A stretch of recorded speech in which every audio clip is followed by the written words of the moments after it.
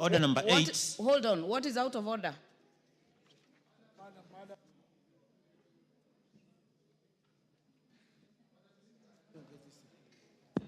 Madam Speaker, this morning I was away. I was not feeling well, but I came back. And then it was put on the order paper. The same reply. Now that I'm here, why don't you... Honorable member. Yes. Honorable member. Yes, Madam I Speaker. sympathize you are unwell, but this House does not make pronouncements in vain. That response was tabled in the morning session, and we cannot then prosecute it in the same afternoon. But I need to react on the what was tabled. That is what I have. Can I be allowed?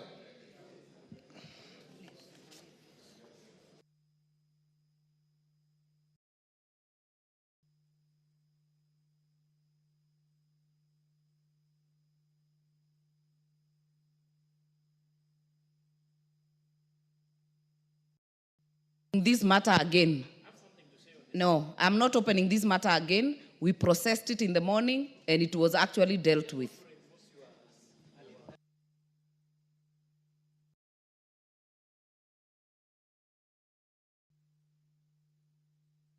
On the same? Chairman. Madam Speaker, I'm actually supporting your position, but besides the report being tabled this morning by my vice chair, the same issue was prosecuted very well by the CS on the floor of this House yesterday. Then it is done. Yes. Next order. Order number 8, the Government-Owned Enterprises Bill, National Assembly Bill number 40 of 2025, first reading. A bill for an act of Parliament to provide for the establishment, control, governance, performance, and ownership of government-owned enterprises, public service obligation in respect of government-owned enterprises, facilitate the reconstitution of existing government-owned enterprises into public limited liability companies for the transfer of assets, liabilities, and the business of the government-owned enterprises to companies and for connected purposes. Order number 9, the Quality Health and Patient Safety Bill, National Assembly Bill number 41 of 2025, first reading. A bill for an act of Parliament to give effect to Article 43(1)A of the Constitution to provide for the responsibility of the national and the county governments in the realization of quality of health care for patients, to provide for the establishment, powers, and functions of the Quality Health Care and Patient Safety Authority, registration, licensing, and accreditation of health facilities, to provide for the setting of standards for quality of health care and for connected purposes. Order number 10, the Kenya Judiciary Academy Bill, National Assembly Bill number 42 of 2025, first reading. A bill for an act of Parliament to establish the Kenya Judiciary Academy to give effect to Article 172(1)D of the Constitution to provide for the management, functions, and powers of the Kenya Judiciary Academy and for connected purposes. Order number 11, special motion, consideration of nominees for appointment as chairperson and member of the National Police Service Commission. Chairperson, Departmental Committee on Administration. Thank you, Madam Speaker. Madam Speaker, I beg to move that, taking into consideration the finding of the Departmental Committee on Administration and Internal Security in its report on approval hearing of the nominee for the position of the chairperson and the member of the National Service Commission, laid on the table of the House on this day, Thursday, 14th August 2025, and pursuant to the provision of Article 246(2) and the 250 of the Constitution and Section 3 and 8 of the Public Appointments Parliamentary Approval Act, Cap 7F, approve the appointment of the following nominee: the chairperson and the member of the National Police Service Commission, the chairperson being Dr. Amani Yuda Komora, PhD, MBS, as the chairperson. 2, Ms. Angelina Yamiton Siparo, EBS, as a member. Honorable Speaker, the nomination of the two was conveyed to the Speaker's office on the 25th July, together with their curriculum vitae and testimonial and the report of the selection panel, which was attached to the same. And pursuant to the Standing Order 42, on the 5th August, the Honorable Speaker convey the message from His Excellency the President to the House on the nomination of the two for the appointment to the position said. The names of the nominees were referred to the Departmental Committee for the approval hearing. Upon conclusion of the hearing, the committee was required to table its report to enable the House to consider the matter within the statutory timelines. Consequently, in fulfillment of the provision of Article 118 of the Constitution and the Section 64 of the Public Appointment Act, Cap 7F, and the Standing Orders 47.3, the Clerk of the National Assembly on the Wednesday the 6th notified the public through the print media and the Departmental Committee on Administration and Internal Security that will conduct an approval hearing for the two on the third Wednesday, yesterday. Honorable Speaker, further in accordance with the Section 6.9 of the Public Appointment, Cap 7F, the Clerk of the National Assembly placed an advert in the print media on the Wednesday the 6th, inviting the public to submit their memoranda by the way of writing statement on oath on the stability or otherwise of each of the nominee in accordance to the Public Appointment Act. The public and the advertisement indicated the submissions were to be received by the 12th Tuesday by the closure of that was on the 5th, 5 p.m. Further, on the 6th, the Clerk of the Assembly wrote to the letters to the ODPP, ESCC, KRA, HELP, DCI, political parties, in reference to the background check relating to the stability of the said nominees. Honorable Speaker, the nominee appeared before the committee on the Wednesday 13th for approval hearing in accordance with the provision of the Constitution and the National Police Service Commission Act, Cap 85, and the Public Appointment Act and the National Assembly Standing Orders.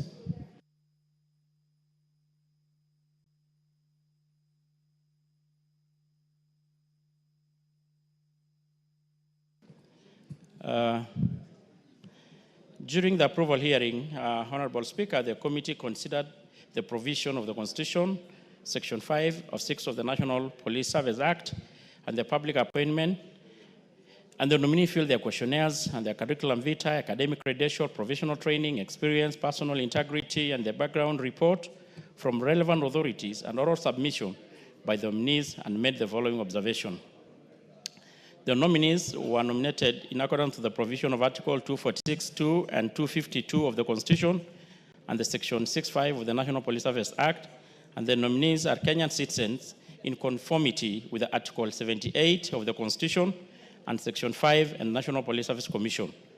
They submitted not to participate in any gainful employment in serving as state officers as required by the article and in accordance with the Article 772 of the Constitution, Section 5 of the National Police Service Commission, and the schedule of the Public Appointment Act 7, none of the nominee holds an office in any political party.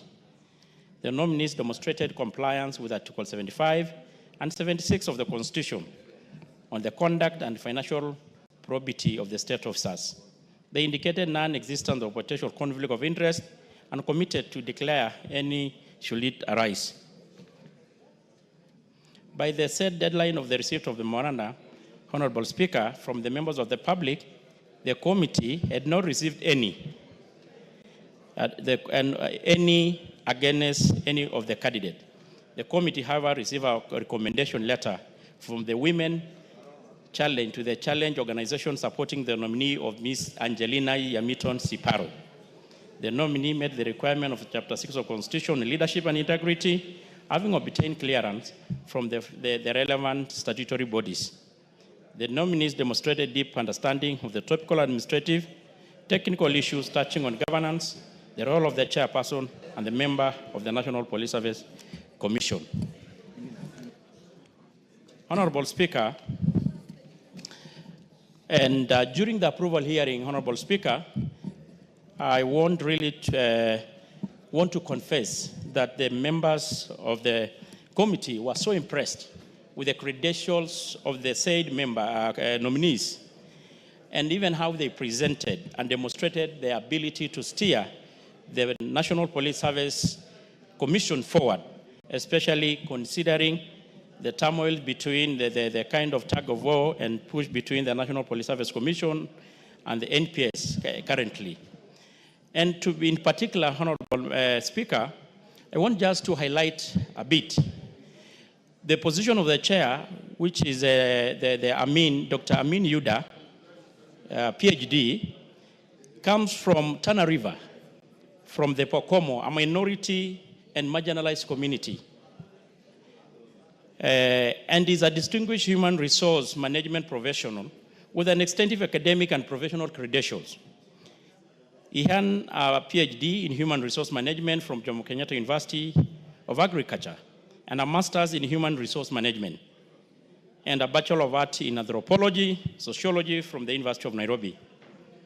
He holds a diploma in human resource from Institutes of Personal Management acquired in 2002-2000 and is a certified human resource professional, certified in 2024.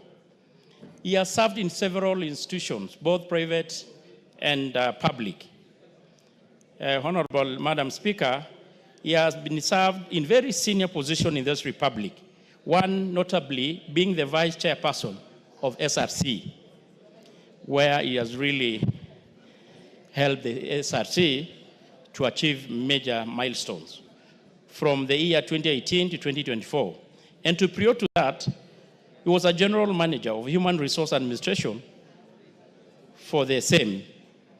From 2012 to 2018, he worked as a human resource manager at Kenya Anti-Corruption Commission and the Ethics and Anti-Corruption Commission. And it's notable to also mention, Madam Speaker, that he has actually demonstrated the issues of ethics and morals, not just when he worked there, but even throughout his career life as a civil servant. And he managed really to demonstrate so when we followed his track record during his career progression. In his earlier career, including service at the Kenya Revenue Authority, he rose from management trainee to a senior human resource and a public relations officer.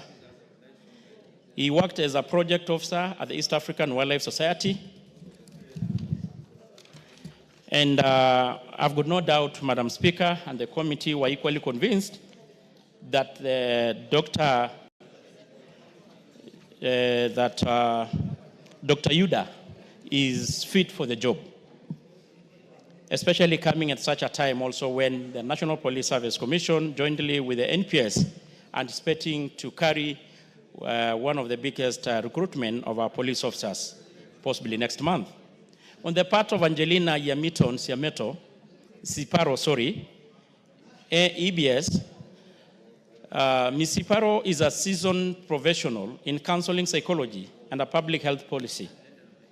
And she also hailed from Narok, and actually in particular, minority subclan of Syria community within the Ma community. She holds a Master of Arts in Counseling Psychology and a Bachelor of Arts in Psychology, both from the United States USIU, with a master's degree completed in 1993. She has also undergone specialized training in corporate governance and worked in several NGOs, and like you said, where she was like award management and strategic leadership in HIV and AIDS program. She held numerous leadership roles across regional and international organizations.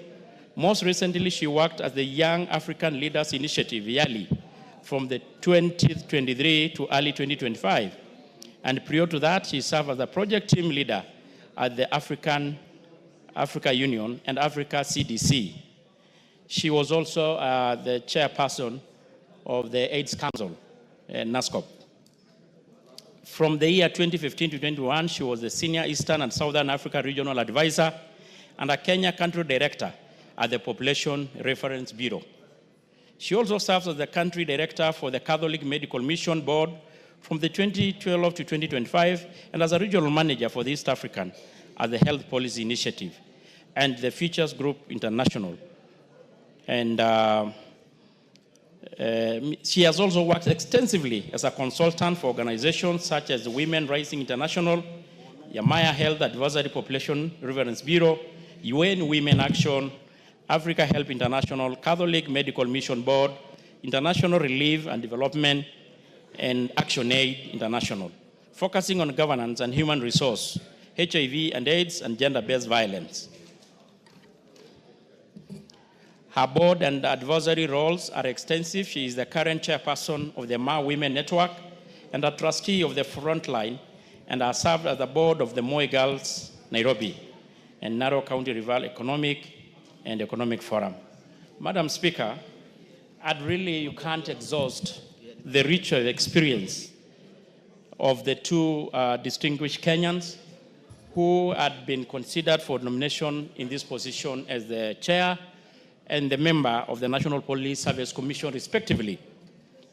And Honorable Madam Speaker, it is also notable to note that just recently, last month, this House did approve the 3 members who had earlier been already in office, working in the National Police Service Commission. And the 2 will join a team of professional, committed, and passionate Kenyans who are, I'm sure, Madam Speaker, they are so prepared and committed to serve this country diligently, as they have already demonstrated in various categories that they served this country before. Madam Speaker, I had earlier mentioned that these 2 members are coming at a time when the National Police Service, jointly with the NPS, are preparing to undertake the recruitment of 10,000 officers, both including the constables and cadets. And of course, there's a whole big question of whether to do it digital or still go the manual. And we have no doubt that the 2 will add value and will actually enrich the experience of already the commissioners who are already in office. Madam Speaker, I want just to be honest that these are extremely experienced and qualified members to serve in this position. And Madam Speaker, I want to conclude by saying, Madam Speaker, the committee, having held approval hearing of the nominee regarding their stability and pursuant to Article 250 of the Constitution, Section 6 of the section of National Police Service Commission Act, and the public.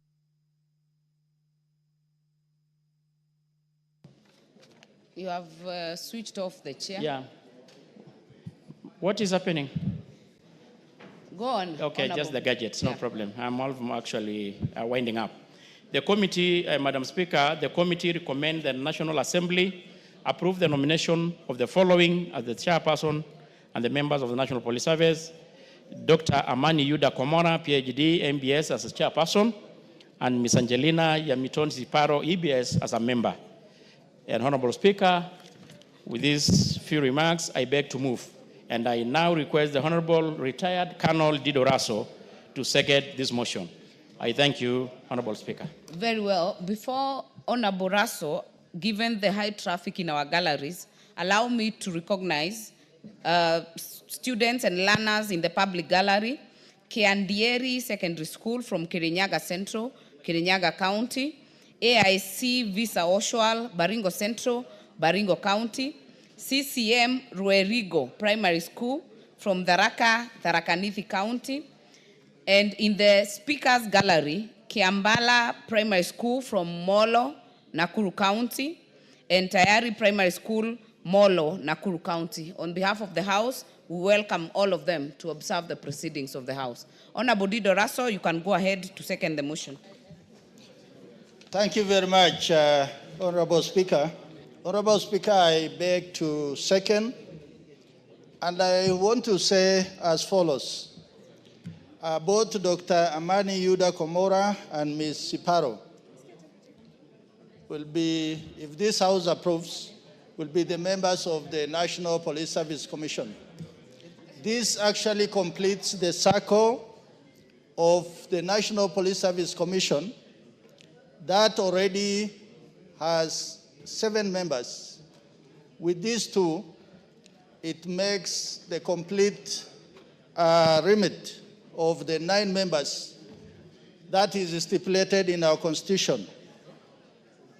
Honorable Speaker, our Constitution, Article 246, says as follows, that the composition is a person who is qualified to be a judge of the High Court, 2 retired senior police officers, 3 persons of integrity who have served the public with distinction, IG and 2 DIGs who represent the AP and the National Police. The purpose or the work of the National Police Service Commission is cut out in this part of the Constitution.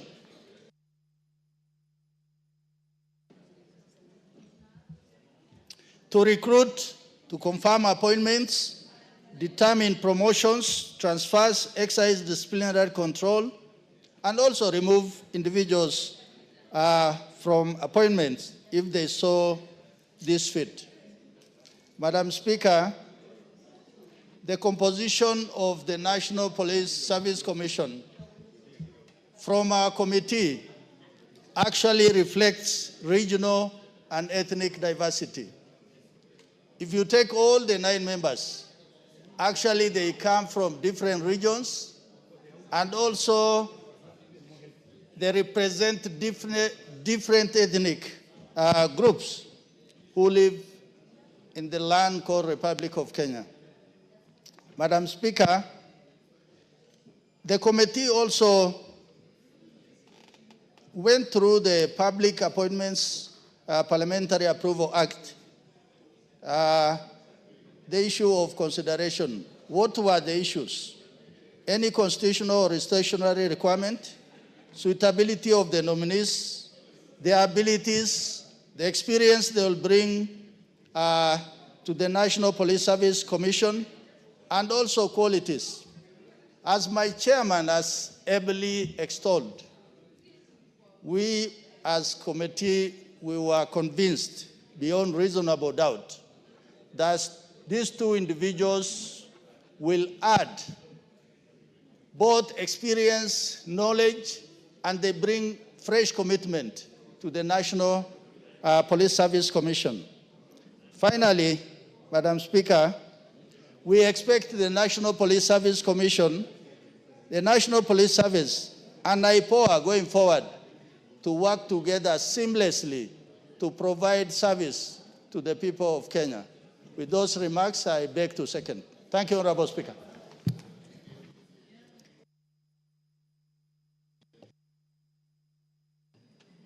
Honorable members, Honorable Ngogoyo, you are totally out of order. Freeze where you are. Honorable members, allow me to propose the question that taking into consideration the findings of the Departmental Committee on Administration and Internal Security in its report of the approval hearing of nominees for appointment as the chairperson and member of the National Police Service Commission laid on the table of the House on Thursday, 14th August 2025, and pursuant to the provisions of Article 246(2) and 252 of the Constitution and Sections 3 and 8 of the Public Appointments Parliamentary Approval Act, Cap 7F, this House approves the appointment of the following nominees as the chairperson and member of the National Police Service Commission. Number 1, Dr. Amani Yuda Komora, MBS, as chairperson, and number 2, Ms. Angeline Yamiton Siparo, EBS, member of the commission. Honorable member for Marakwet East, Honorable Bowen. Thank you, Madam Speaker, for giving me this opportunity to support my good friend, the chair of National Administration, the Honorable Tongoyo. And I want to appreciate him together with the committee for this report, Madam Speaker. Madam Speaker, I want to support the appointment of Dr. Amani Yuda Komora as the chair of National Police Service Commission and the Commissioner Angeline Siparo. Madam Speaker, the National Police Service Commission is very important. In the management of our National Police Service, as provided for in our Constitution, they are supposed to recruit and manage our policemen. Madam Speaker, it is a very important commission for our country. Though we saw in the recent past the wrangles between the commission and the Inspector General. And Madam Speaker, as a House, I think we need to make sure that our Constitution is implemented to the letter. Madam Speaker, I don't see the reason at all as to why the Commission and the Inspector General have to quarrel over the payroll of police service, because the Constitution is very clear. But again, Madam Speaker, we want to ask the Inspector General of Police to concentrate on protecting Kenyans, to concentrate on making sure that there is law and order in the country, and not to fight on the payroll of police. That is, Madam Speaker, it is clear in the Constitution.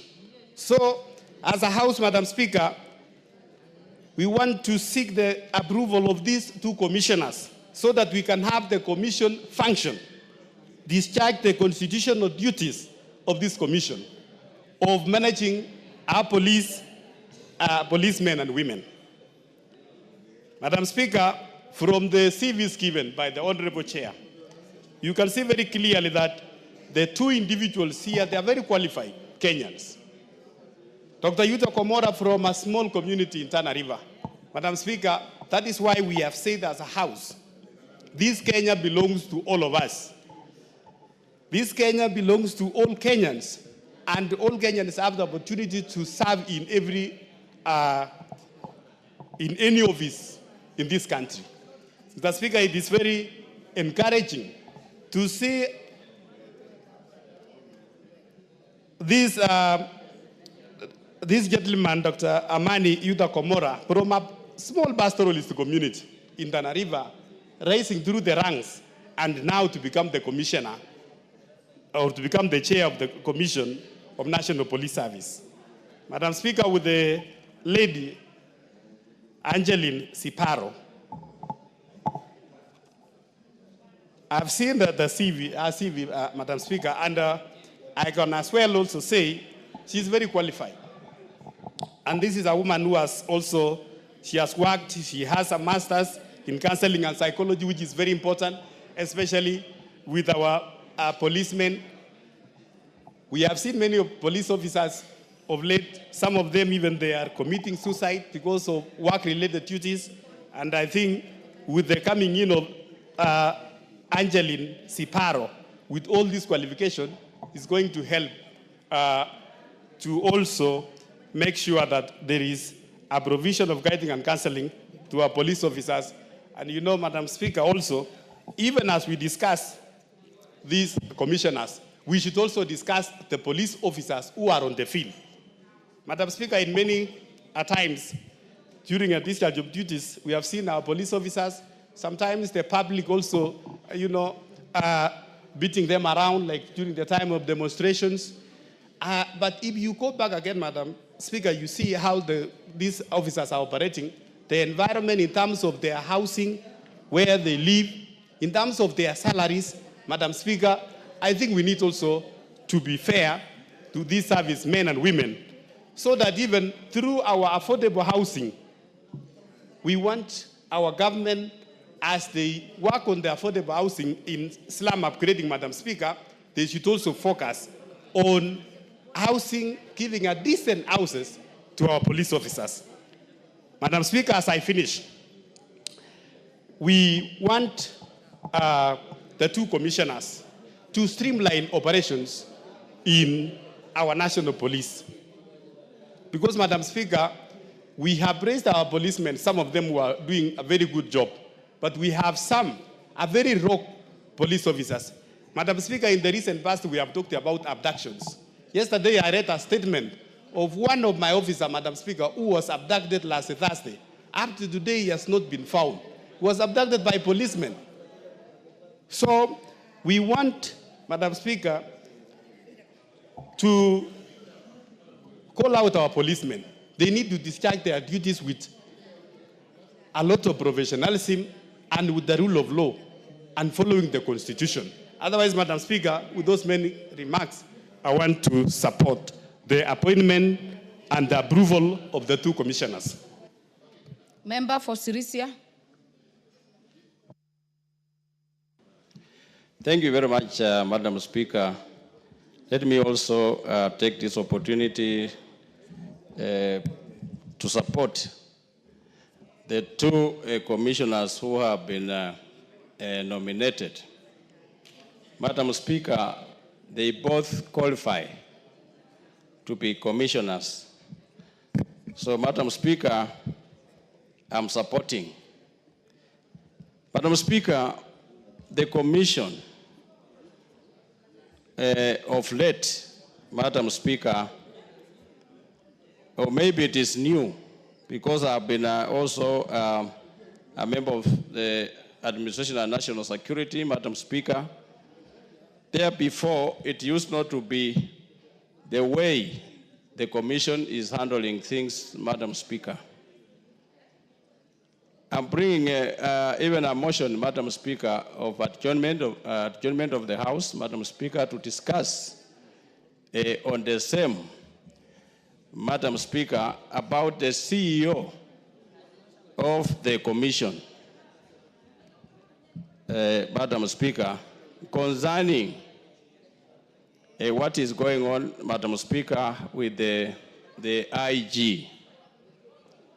Madam Speaker, it is not in order for these two officers to pull each other instead of working. But of late, Madam Speaker, the payroll has brought a problem.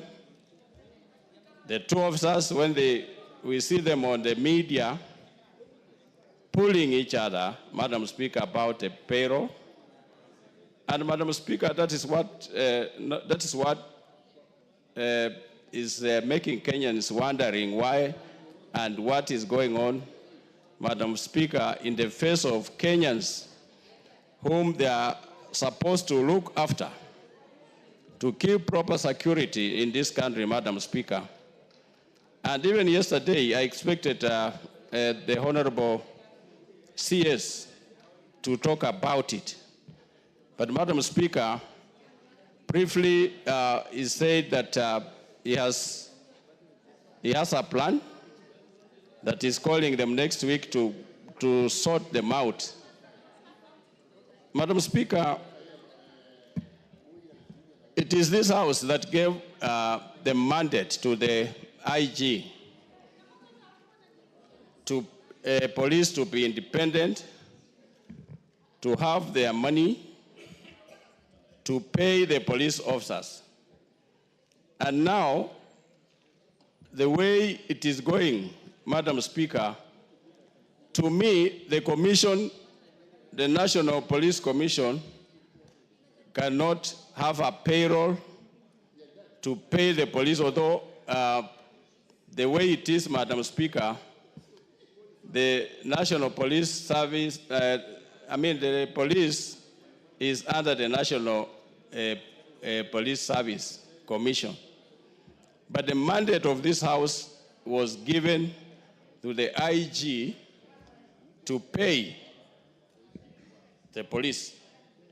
So, Madam Speaker, even us, as members of this House, we need to go back and ask ourselves, because we cannot pass a bill or a motion and then we reverse like what some of us are talking about, Madam Speaker. Madam Speaker, it is high time now. The National Police Commission to refer to what we passed in this House some 2-3 years ago, so that if they can read the bill that we passed here about the police IG to be in charge of the payroll to pay the police, then there will be no tug of war between the two officers, the commission and the IG, Madam Speaker. I support.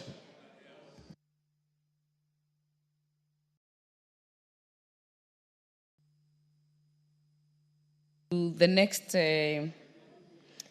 speaker, allow me to recognize again students from Tayari Secondary School from Molo, Nakuru County in the gallery. I know we had read them out, but the cohort was too large and they were split in two.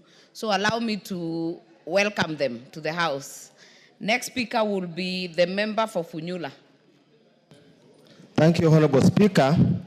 Also allow me to join my colleagues in supporting the motion for the consideration of nominees for appointment as chairperson and member of the National Police Service Commission of the Republic of Kenya.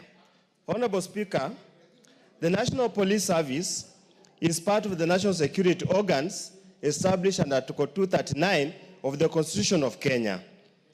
And in the discharge of their powers and duties, Honorable Speaker, the National Security Service is subject to the authority of this Constitution and Parliament.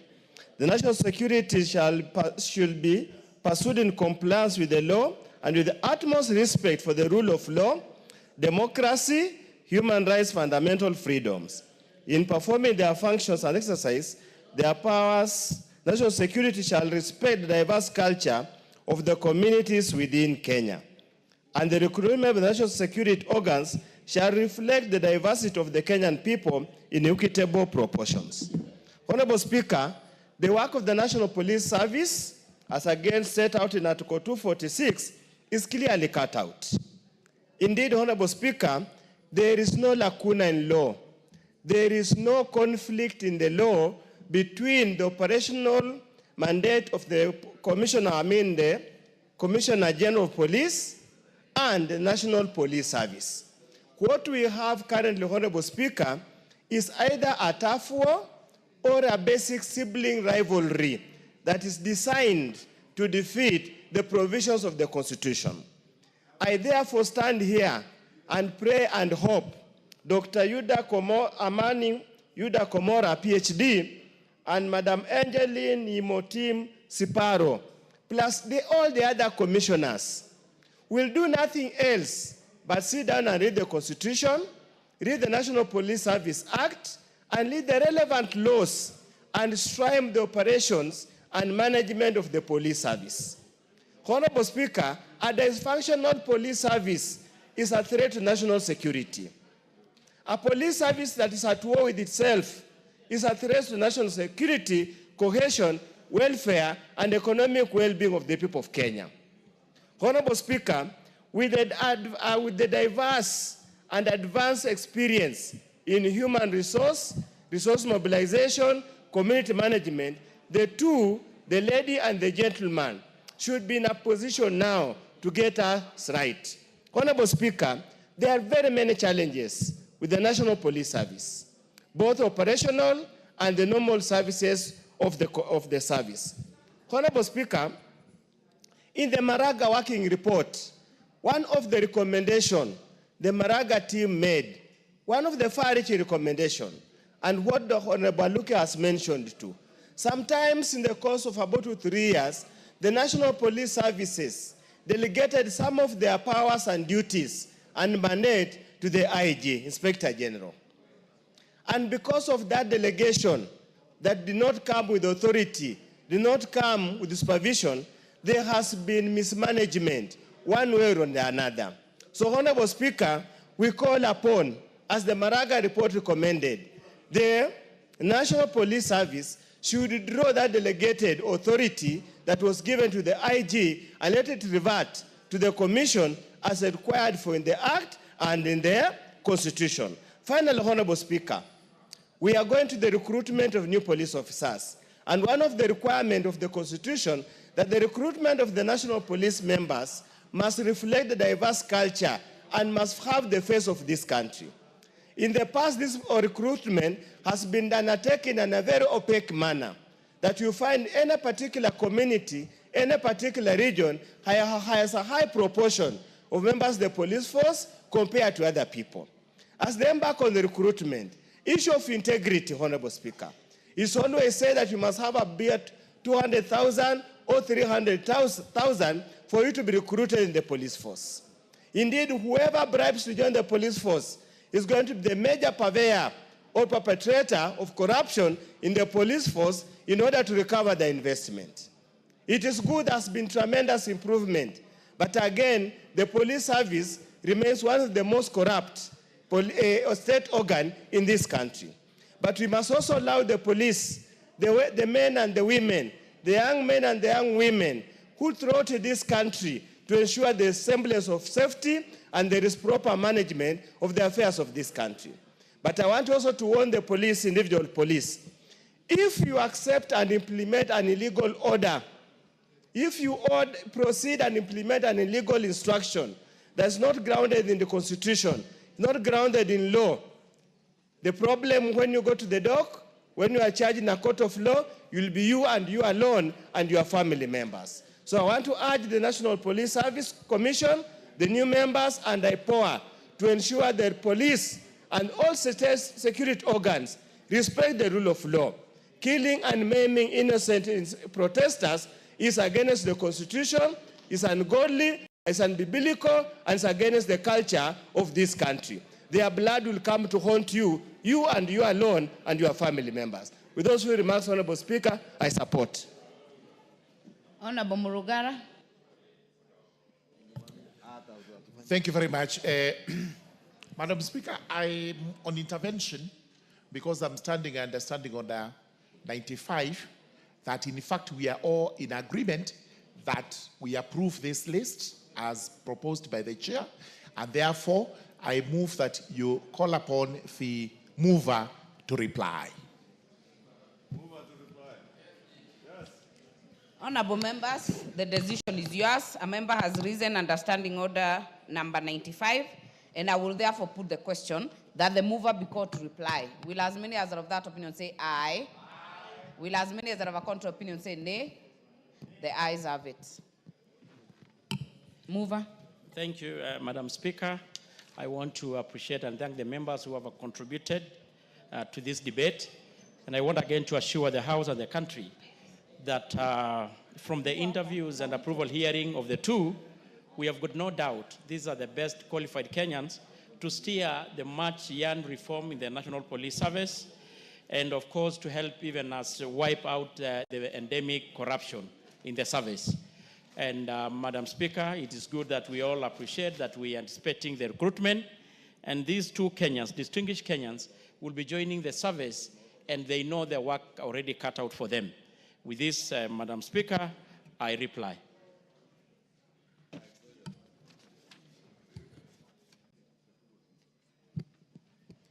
Honorable members, I therefore put the question that taking into consideration the findings of the Departmental Committee on Administration and Internal Security in its report on the approval hearing of the nominees for appointment as chairperson and member of the National Police Service Commission laid on the table of the House on Thursday, 14th August 2025, and pursuant to the provisions of Articles 246(2) and 252 of the Constitution and Sections 3 and 8 of the Public Appointments Parliamentary Approval Act Cap 7F, this House approves the appointment of the following nominees as the chairperson and member of the National Police Service Commission. Number 1, Dr. Amani Yuda Komora, MBS, as chairperson, and Ms. Angeline Yamiton Siparo, EBS, as member.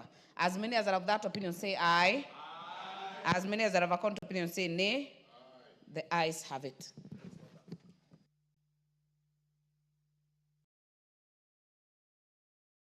Next order. Order number 12, the Computer Misuse and Cyber Crimes Amendment Bill, National Assembly Bill number 41 of 2024, second reading and resumption of debate.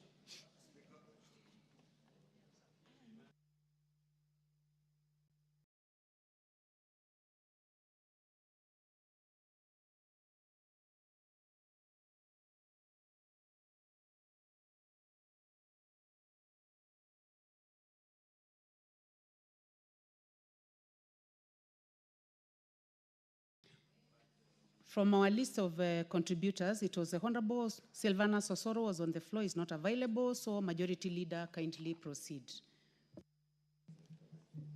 I think Osoro, Honorable Speaker, you have not completed this time. I thought you completed this time. Too bad. Honorable Osoro has a balance of 5 minutes, but Okay. it's behind us now. But he loses it now.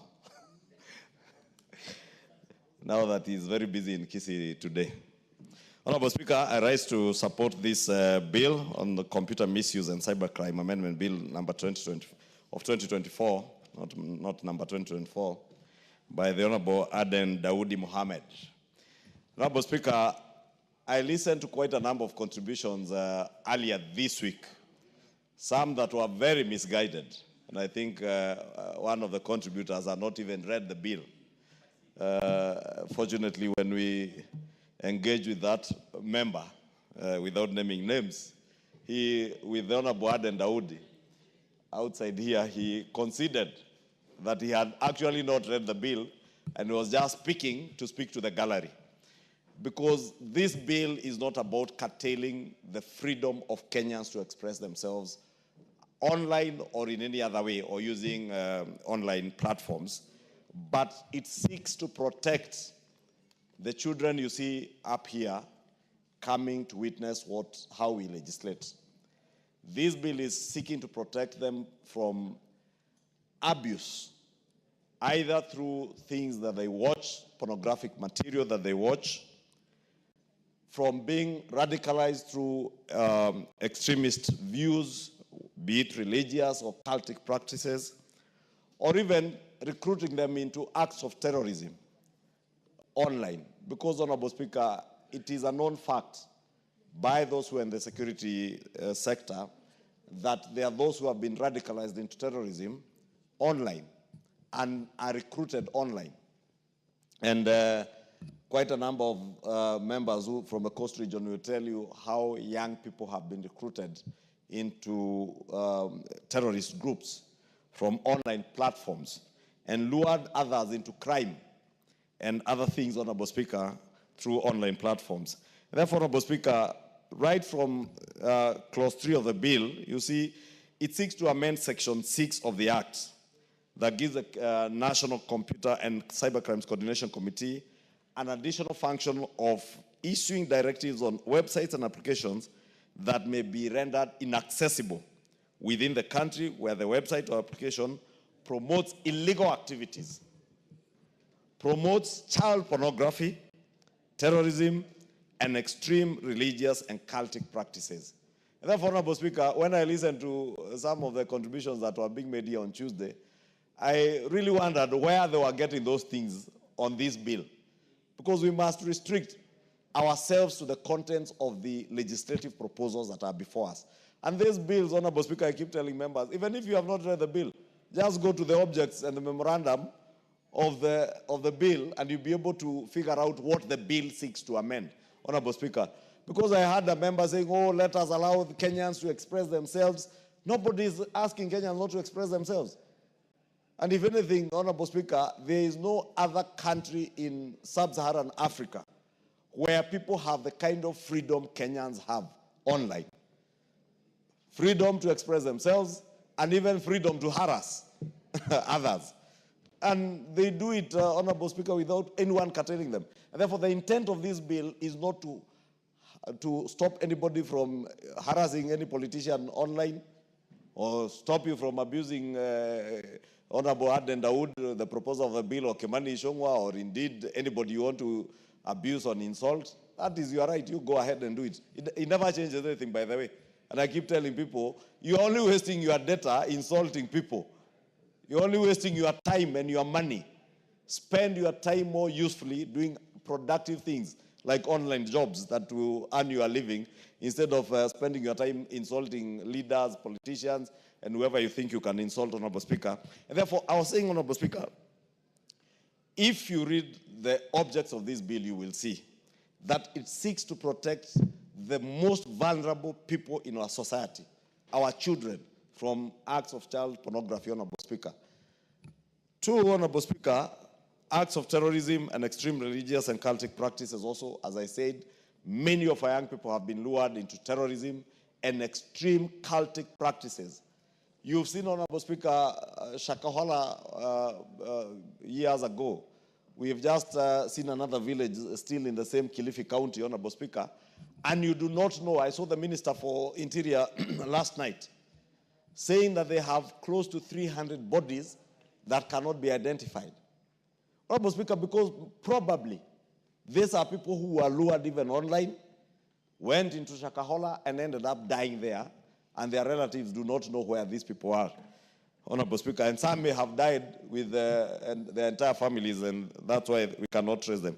Therefore, we must protect the most vulnerable in our society, Honorable Speaker, as I said, including our children, from these illegal activities like child pornography, terrorism, extreme religious and cultic practices, Honorable Speaker, without in any way curtailing the freedoms of the people of Kenya to engage constructively online. Honorable Speaker, if you look at the issue that, again, I had one of the members speak about cyber harassment, is already provided for in the Act, Honorable Speaker, under Section 27 of the Act, and is very clear on what constitutes cyber harassment, Honorable Speaker. Because, again, it is true, children and young people in this country have committed suicide because of cyber harassment, Honorable Speaker. If, as leaders, we cannot protect those young ones, our children, who will protect them, Honorable Speaker? Because when I listen to those populist views that were being echoed here, Honorable Speaker, by a member from Murang'a County, very populist, seeking to speak to the gallery, to make Kenyans to believe that this bill, the Honorable Aden Daud, wants to curtail the freedom of Kenyans from expressing themselves online, Honorable Speaker. I wondered, do you have children? Or do you represent parents who have children, some of who have lost their lives because of being harassed online, Honorable Speaker, and some just can't live with it, and they end up committing suicide, Honorable Speaker. Some end up getting into criminal activities because they've been lured into criminal activities. Others get into antisocial behavior like prostitution, Honorable Speaker, because they have seen it on TikTok and other platforms that this is the way to do things. We must, as responsible leaders, be slow to what we think is popular with the people. Because we have said it here time and time again, Honorable Speaker, that necessarily, it's not always necessarily what is popular is right. And in most cases, Honorable Speaker, what is popular is never right. It's just popular.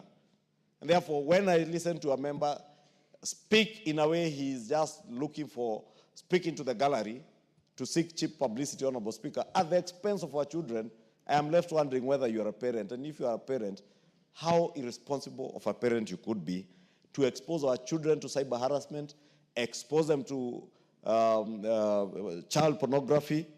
Honorable Speaker, not just children. This bill is also addressing issues touching on our economy. The act of fishing, Honorable Speaker. How many people have you had on mainstream media, in our villages, even online, Honorable Speaker, who out of fishing have lost money from their bank accounts, out of SIM swaps, because this bill is also addressing the question of SIM swap, or swapping of SIMs, Honorable Speaker. People have had their accounts cleaned. People have had their bank accounts cleaned, their M-Pesa accounts cleaned by criminals, Honorable Speaker. So if you want to make Kenyans to believe that this bill is working against them so that you allow criminals to continue stealing from Kenyans, you are no better than those criminals who are fishing people's information, Honorable Speaker. And therefore, if you look at the contents of this bill, Honorable Speaker, it also seeks to protect Kenyans from phishing and also issues to do with SIM swaps that has become very prevalent in our country, Honorable Speaker. And I know there's a small village in Bomet County, and I don't know if members from Bomet County are here. Somebody told me that if you are driving through Mulot, because of the industry there, the creative industry there, you better switch off your phone. Honorable Speaker, we do not need to switch off our phones when we are driving through Mulot or near Committee Prison or Industrial Area Remand Prison. All we need is to have laws that will protect us from having our phones being hacked into, having our information fished and our accounts cleaned, Honorable Speaker, and also to ensure that the data protection laws that we have also enacted in this House, Honorable Speaker, also help those who are in the cyberspace and the online space, Honorable Speaker, from protecting our data online. Because again, Honorable Speaker, through phishing, people are creating websites or sending messages through their computers and their phones that is inducing people to websites, and recipients of such messages end up disclosing their very personal data that otherwise should not have been disclosed. And therefore, with this, Honorable Speaker, we will have penalties for people who create such websites, Honorable Speaker, and protect the people of Kenya from this. Honorable Speaker, that is not to say that, as I was saying, those who are using online platforms cannot do whatever else they want to do constructively, whether it is online jobs. Those who want to insult politicians can go ahead and do it. They will not benefit from anything by insulting anyone, Honorable Speaker. And if anything, I've told members of Parliament, don't fear those who are insulting you online.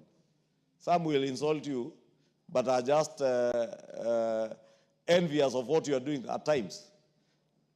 Most of the people you will find insulting you online are the first people to run to you for help, Honorable Speaker. Therefore, that's why I encourage members, nobody should fear anything that is said online.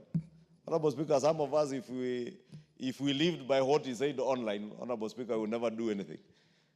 Even this week, I've seen one of some of these media people online post very untrue stories.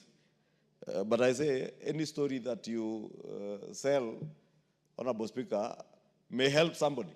In fact, I've seen one this week, Honorable Speaker, that has actually helped our stock exchange for share prices to go up this week. And I said, it's a good thing. And some of us may be smiling to the bank because of these negative stories that people think they are selling, but end up being very positive. I therefore want to commend Honorable Dawood for this bill. It is a very progressive bill, Honorable Speaker. Extremely progressive, and we must support it to protect, if not anybody else, our children. These children who are here from this cause, Honorable Speaker, are the most vulnerable of the people in our society today. These are people who are watching 30 seconds, 45 seconds clips on TikTok, and they believe it is true. Everything they see on TikTok. We must be there to protect them, Honorable Speaker. I keep going back to the 2024 finance bill. Kenyans believed all manner of untruths because they were circulated on TikTok and other social media platforms. And when we begged Kenyans, please read the bill and show us those things you are circulating on TikTok, where they are in the bill. They couldn't. They told us, reject, do not amend. Even after we amended what should have been amended, they told us, do not amend, reject. Honorable Speaker, I said it the other day, just before the finance bill of this year, that when we passed the finance bill of 2024 in June, and Kenyans insisted that we reject it, and His Excellency the President sent it back without assent, and we went back and passed the tax amendment laws, the tax procedures law, the business laws 1 and 2 in December of the same year, with the same provisions that were contained in the finance bill. Because the era of misinformation had died off, Kenyans passed, or rather this House passed the laws without incident, without having to lose a life, without any property having to be destroyed, Honorable Speaker, and again without Kenyans being overtaxed, as they were being told. You remember Kenyans had been told that their freehold land would be taxed, their cows, their cattle, their dengu, their avocados would be taxed. And I keep challenging Kenyans today, show me whose livestock has been taxed. Show me whose freehold land has been taxed, as you are being told. Yet, we adopted those laws as they were in June, in December, Honorable Speaker. Therefore, I just want again to add that, Honorable Speaker, that these laws must protect against misinformation, deliberate disinformation, as happened with the Finance Bill of 2024, and continues to happen with many other bills in this House and other things in the country, Honorable Speaker, so that we also protect Kenyans from disinformation, you know, in this era and age of AI, Honorable Speaker. Give Majority Leader 1 more minute. Just 1 minute, Honorable Speaker, to conclude that point, that I had a conversation with one of our top doctors, Dr. Gikonyo of Karen Hospital, the other day. And I was with a friend who was saying that she had seen the thing circulating about Dr. Gikonyo promoting certain pharmaceutical products and actually believed it was true. If we do not have laws to protect Kenyans, Honorable Speaker, Kenyans will consume consumables, be it pharmaceuticals or other products, because they believe they are being promoted by people who are credible in society, yet it is the work of innovative people online. And we must protect people, Honorable Speaker, by enacting laws like this, and therefore allow me to commend not just the people of Wajir for electing Honorable Aden Daudi Mohammed, but also himself for proposing such progressive measures to protect the people of Kenya and more so the young ones in our society, Honorable Speaker, and I beg to support. Thank you, Majority Leader. Honorable members, before I give the next honorable member to contribute to this motion, I would like to go back to order number 7, request for statements. This is going to allow the speaker who just left the chair to be able to prosecute her request for statement. So please, Honorable Mother Wangari, proceed. Thank you for your indulgence, Madam Speaker. Honorable Speaker, pursuant to Standing Order 44.2c, I rise to request for a statement from the Chairperson, Departmental Committee on Transport and Infrastructure, regarding the deplorable condition of Elementaita Mitimingi Maunarok Road in Nakuru County. Honorable Speaker, the Elementaita Mitimingi Maunarok project is a 23-kilometer road in Nakuru County, whose construction officially began in June 2020. The project, which was expected to be completed by March 2023, remains incomplete to date, with certain sections not only being unfinished, but also being in deplorable state, thereby rendering the sections nearly impassable. The road serves as a vital link between agricultural zones, market centers, and tourist sites of the areas, facilitating the transport of farm produce, livestock, and other goods. Its poor condition significantly hampers economic. Please pass the mic back. Hampers economic activities such as tourism and pose a safety risk to motorists, border riders, and pedestrians. Honorable Speaker, it is against this background that I seek a statement from the Chairperson of the Departmental Committee on Transport and Infrastructure on the following. Number 1, the reasons why Elementaita Mitimingi Maunarok Road in Nakuru County is in a dilapidated state, yet the project for its construction has not been completed. Number 2, a report on the current status of the contract for the said road, particularly with regard to the unfinished Kerimo River Bridge. And number 3, the actions taken by the Ministry of Roads and Transport to have repair works of the sections of the road that are in deplorable condition. And finally, an indication on whether the contractor to undertake the construction works is the same entity that had previously been blacklisted for substandard work in other regions of the country. I thank you, Honorable Speaker. Thank you. I can see the chair is still in the house. Chairman? Honorable Speaker, I will avail a response in the second week after recess. You seem to like the second week. I would like to give you the first week. I mean, it's straightforward. That's okay. We work with that. Okay. Thank you very much. I was just referring to the other question which was asked. I think it was also a statement you said the second week. Okay, honorable members, before we go to you, Honorable Murungara, you are the next I can see. We have our students seated in the speakers gallery this afternoon. We have students from Nandi Hills Primary School, Nandi Hills constituency, Nandi County. students from either Tene School, Tigania West constituency, Meru County, students from, I think there is a repetition there for Nandi Hills Primary School, but we also have Seneto Secondary School, Baringo South constituency, Baringo County.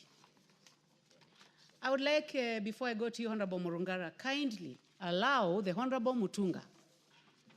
Mutunga, please welcome all students to the House of Parliament.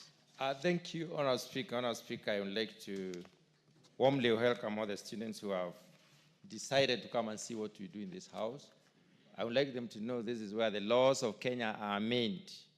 Welcome to the House of Parliament. Seek to become one of the people you see here. There is no magic in being here. What you need is to have your dreams, and all dreams are valid. I specifically want to welcome the Tene Primary School, which is from my constituency, and clearly state that it's one of those schools that are giving us a very good mean and helping us to improve the education standards of our constituency. So we are very happy by the management for arranging for this exposure, and we look forward to seeing you keep on growing up, even as you continue academizing your institution. Thank you very much. Very much. Now let us go to Honorable Gitonga Murungara, member for Tharaka. Thank you. Thank you very much, Honorable Speaker. Honorable Speaker, allow me to begin by thanking Honorable Aden Mohammed, the member for Wajir East, a member of the Justice and Legal Affairs Committee, an astute member of Parliament who does not fail in the Committee on Justice and Legal Affairs, and also in this House, because he was actually elected by the people of Wajir East to do exactly what he is doing. And I agree with the leader of majority that we should actually be thanking those people for electing Honorable Aden Mohammed, because this is an excellent piece of work, piece of legislation, which we should all support, because it is vitally important that while we appreciate we have computers and cyber cafes that we have to use every day, we must also legislate against misuse. And the key word here is misuse, because there cannot be anybody in this house who advocates that we should actually be misusing our computers, our cyber cafes, to commit crimes against other Kenyans. So this law is good law in spite of what various people would hold as their opinion when it comes to debate on what we should be doing. It is vitally important that we put our computers, cyber cafes, and every other gadget that we use electronically into proper use, so that whatever we do is for the betterment of our own lives, is for the betterment of the people of Kenya, it's for the betterment of everyone. Not to come over and argue that at times we should be allowed to misuse our gadgets, we should be allowed to commit cyber crimes against fellow Kenyans and go unpunished. We cannot allow this, because the rule of law is cardinal to our democracy. We must always work within the parameters of the law. Undoubtedly, there are fundamental freedoms and rights which we must protect at all times, including the freedom of speech, which is what some of the opponents of the proposal are trying to say, that by introducing the proposed amendments, we could be gagging people from expressing themselves. Nothing can be far from the truth when it comes to that proposition. Fundamental freedoms are universal. They also apply to everybody, but they have their own limitations. Those limitations are actually set by the law, such that where your fundamental freedom ends, mine starts. We cannot have it indefinite. And therefore, it is important that we control these particular computer uses and cyber cafe uses to avoid committing cyber crimes. What is being curtailed here is the use of computers with improper motives. And we know very well how some Kenyans, when they go to a gadget like a computer or whatever, a telephone or anything else, what they would do is to try and become mischievous, misuse it, so that we are able, using technology, IT, AI, to come up with information which may actually be misleading, which is untrue, and which is totally a crime if you look at against our laws.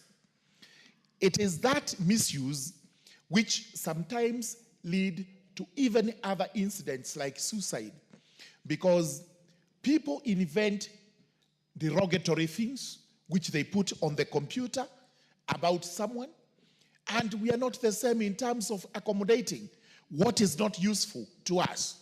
The net effect is you find our children getting derailed, you find adults committing suicide purely because somebody has decided to misuse the right to a computer himself or herself.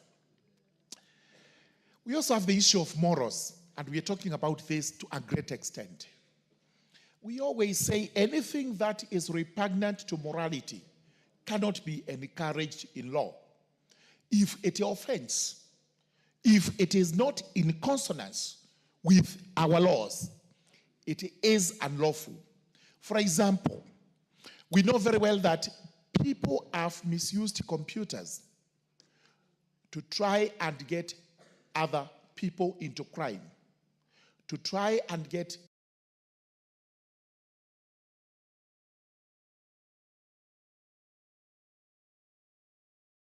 same law that is supposed to protect those persons. It is for this reason that we must emphasize on morals, such that if you take your computer, put in or feed in wrong information, or commit a crime with it, then surely this law should come in and you should get punished for having done so. Therefore, it is important for everybody to know that we should be using our computers rightfully. You should be using our cyber cafes rightfully. And if you commit an offense, we have a law in this country called the Computer Misuse and Cyber Crimes Act, which will definitely have you brought to book and punished accordingly. So thank you very much, Honorable Aden Mohammed. We do support this bill, and I do urge my fellow members also to support so that we can make these proposed amendments and make our laws better than they are today. Madam Speaker, I do support. Thank you. The Honorable Dr. John Mutunga, member for Tigania West. Thank you, Honorable Speaker, for the opportunity to contribute to this very, very important bill. Honorable Speaker, cybercrime has been a major issue, not only in Kenya, but the world over.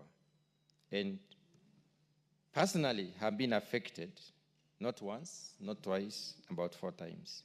I've had to destroy my cards, banking cards, because they have already been copied, and payments continue long after use of these cards. That is because people are going out of their way to look for money through even unfair and dubious means. Having a law that can control some of these issues is extremely important. Honorable Speaker, there's a lot of medication in the cyberspace. There's a lot of medication in the internet today. We have extremely purportedly good doctors advising people. It is important to filter this information and to ask ourselves whether we would like to meet a physical doctor or whether we would like to agree or accept what is being offered in the cyberspace. Honourable Speaker, this bill comes to honor things and to put controls in place. And I can't do justice without congratulating Honorable Andrew Mohammed for coming up with such good ideas. Honourable Speaker, as we grew up as children, and as we look at the school system, and especially the children who are here today, they know that there are certain topics that were not taught at early age. Even the school syllabus recognizes that certain topics cannot be taught at an early age. Today, if a child of 10 picks a phone, they can access almost anything. And sometimes we wonder, how does this influence the mind of a young child who does not even have an idea how certain things happen? Honourable Speaker, this bill is important because it will keep people at different stages in life with their respective or with the requisite exposure of those particular ages. Honourable Speaker, there are certain activities that have been happening in this country, and Kenya is awash with examples of things that have happened as a result of being influenced through the cyberspace or through the digital exposure. Use of computers is important. Knowledge about use of computers is important. Accessing information from the internet is important, but not all information is useful at any one time, and not all information is relevant. So the issues of relevance and usefulness need to be addressed, and the only way we can do that is coming up with such a legislation. So this legislation comes in basically to control the extent to which certain age groups or certain individuals at different stages in life can access information. Honourable Speaker, we have had cases of people being recruited into terrorism. We know of many Kenyans who have been recruited into terrorism. We have had instances in this country where Kenyans have led terrorists into bombing our institutions and our investments. And that probably could not have happened if this information was curtailed. That probably could not have happened if there was a process of sieving out this information or releasing this information to individuals. Honourable Speaker, not all information is useful. Only certain information is useful in certain instances. We've also seen cults where people unknowingly have found themselves in a space where they have to make decisions, including decisions that have got to determine whether they continue living or not. This is one of the things that has affected us as a country, and you have many examples. Shakahola is a classical example. We've had other revelations that recently have happened, and when we follow, we realize that it is exposure to tailored information. And some of this information does not come through physical contact or through physical redressing. It comes out sometimes through the virtual means. Honourable Speaker, radicalization of our people, it has happened many times. People are fed with negative information. And I take exemption with what happened last year with the finance bill. The finance bill, Honourable Speaker, in my very considered opinion, there were 3 versions of the finance bill. There was the finance bill which was being discussed in this House, which was therefore amended through the committee process and brought back to this House. And that is the finance bill which was voted by many members of this parliament. There was a finance bill which was developed by individuals who wanted to pass their own perspective, pass their own perception, and influence Kenyans to think in a specific way. Finance bill that was influencing people to take a decision against the entire content of the bill. And, Honourable Speaker, this particular finance bill was bought not only by the media, not just in the social media, it was even, supported by some of the members of this House. And that is why we pray for objectivity. We pray for everybody to become patriotic in this particular country. Because patriotism has the sense of loving this country first. Because this is home for us and home for our generations to come. Honourable Speaker, for some of the information that may portray, that may be available in the cyberspace may mislead people. And I believe we were strongly misled that time. Honorable Speaker, this is about protecting our children. This is about guiding our children to consume what is relevant for them at a particular age in time. It is important for children to know that at the end of the day, they will be exposed to everything. There is no need of pulling what does not belong to them. There is no need of trying to learn things that you may not interpret correctly, that you may not perceive. And perception has the connotation of getting to know how to deal with the information that we get. So this bill comes in to basically manage this space, manage the information flow, and manage the access, as it were. Honorable Speaker, I would like to say something about those who are creating websites and those who are in the advertisement, or rather in branding and advertisement. As people try to look for opportunities to make money, as we try to deliver, to get employment in this country, to create more employment in this country, I think it is important for us to create employment in sectors that are supportive of the growth and a proper growth and development of our children. It is good for us to create employment where it benefits Kenyans to grow as normal human beings, interact with the world as it were, and be able to live as normal and well-nurtured human beings. But it's not good for us to grow a people who do not have the correct nurturing, the correct guidance, and therefore such a bill is that important. That's why, Honourable Speaker, I do support. Thank you. Thank you very much. The Honorable John Kawanjiko, member for Kiambaa. And thank you for your patience. Thank you, Madam Speaker, for giving me this opportunity to contribute on this important bill. And I seriously want to congratulate Honorable Member Adenda Wood for coming up with this registration. It was timely and it was long overdue for us that we must be able to do something in terms of protecting our cyberspace. And one of the things that I've seen that he has recommended in the bill is that it's not infringing any rights. It's not taking away the rights of the people in the social media and other platforms. But as a country, we must have a way to curtail and even to control whatever our people and our children consume in this republic. It does not only support or the curtails the social media, it also gives us a platform that and give the nation and the executive and the government a platform in case there is a website or something that the children or our children are consuming, we may be able to control it, probably using different authority, Madam Speaker. There must be also a way to make sure that we protect the space of the young ones, the young generations that we're having now in our nation.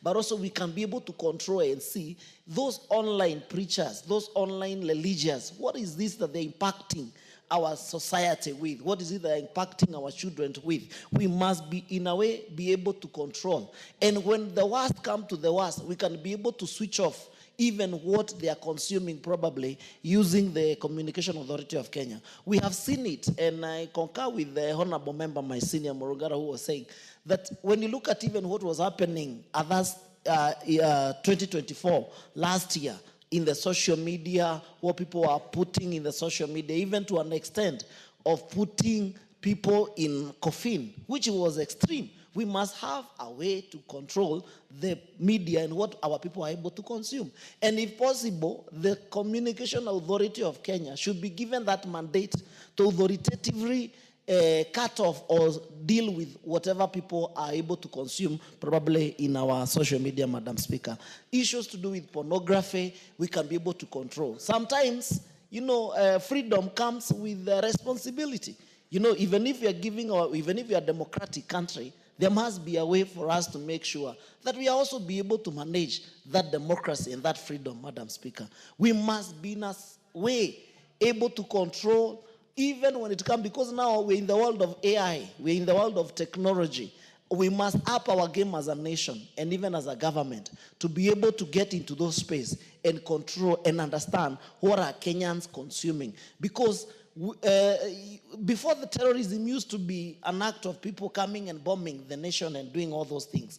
But with the new technology, that terrorism is no longer fashionable. You may find the new ways of terrorism is to radicalize people and even coming with a way to occupy their space. Like even we have, gaming probably, which are also done online. They are not even physically, they don't even have a physical office within the Republic of Kenya. But because now we have opened that space of online, they are able to get to game or to bet and even to do other things in other countries. So as a nation, we must be able to protect and see what our people are consuming in terms of money, how much, because even people are paying these games online, people are paying these to get these pornographies online, to get these materials online. The Communication Authority of Kenya, and I congratulate Honorable Member because it's giving them power to make sure that there is a way that they can be able to control whatever is being consumed by the Kenyans, Madam Speaker. And whatever is bad, whatever is good, they can be able to arouse and to know and to occupy that space and make sure that they are able to control the best way they know how. Madam Speaker, it's not even about money because it's not a money bill, and it's not even putting a lot of resources to the economy, but he's really trying to use several sections and the authorities that are there to make sure that we control our people, we control our space, we manage whatever our children are consuming. Because every child who is about 5, 8 or years, every child has a phone, he's on YouTube, he's on TikTok, he's on Instagram, and sometimes you may not, even as a parent, you may not really be able to control, but we even want to call upon the parents to make sure that they're also controlling and watching what their kids are watching back at home. Because without that cross, without that amendment of this bill, at the end of the day, we'll be, giving our children or feeding our children with some materials that we're not even aware of. Madam Speaker, we must even be able to deal with the religious, some of the religions which are cultism. You find someone following, he follow it online, sit down and worship, do those kind of things that they are doing. And at the end of the day, when you follow into deep, you realize that, this is not even about the religion. It has turned out to be a cult that people are worshiping and doing online, Madam Speaker. So therefore, as a nation, we must be prudent with the responsibility that we have been given and make sure we control the cyberspace and give it freedom. Because all of us has been, in one way or the other, we have been culprit of social media misuse or cybercrime misuse. Even swapping of phone.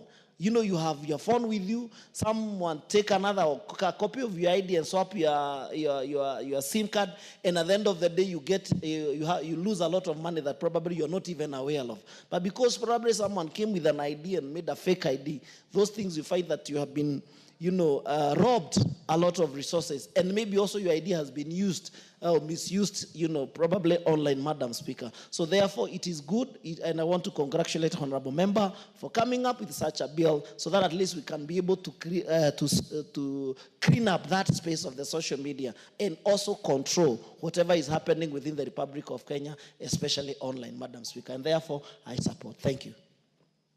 Thank you, Kawanjiko. The Honorable Esther Passaris, member for Nairobi County.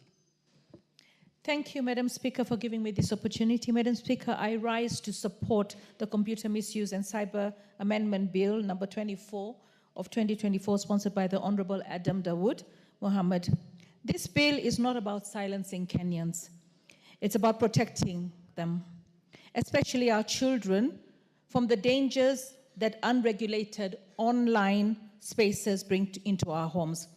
A child can sit in the comfort of their living room, phone or tablet in the hand, and in a matter of seconds, be exposed to predators, extremists, recruiters, or explicit pornographic material. Such exposure not only distorts their moral compass, but also erodes their social and cultural fabric. We must stand firm. Popular platforms should be compelled to introduce strong filtering systems to prevent minors from accessing harmful contents.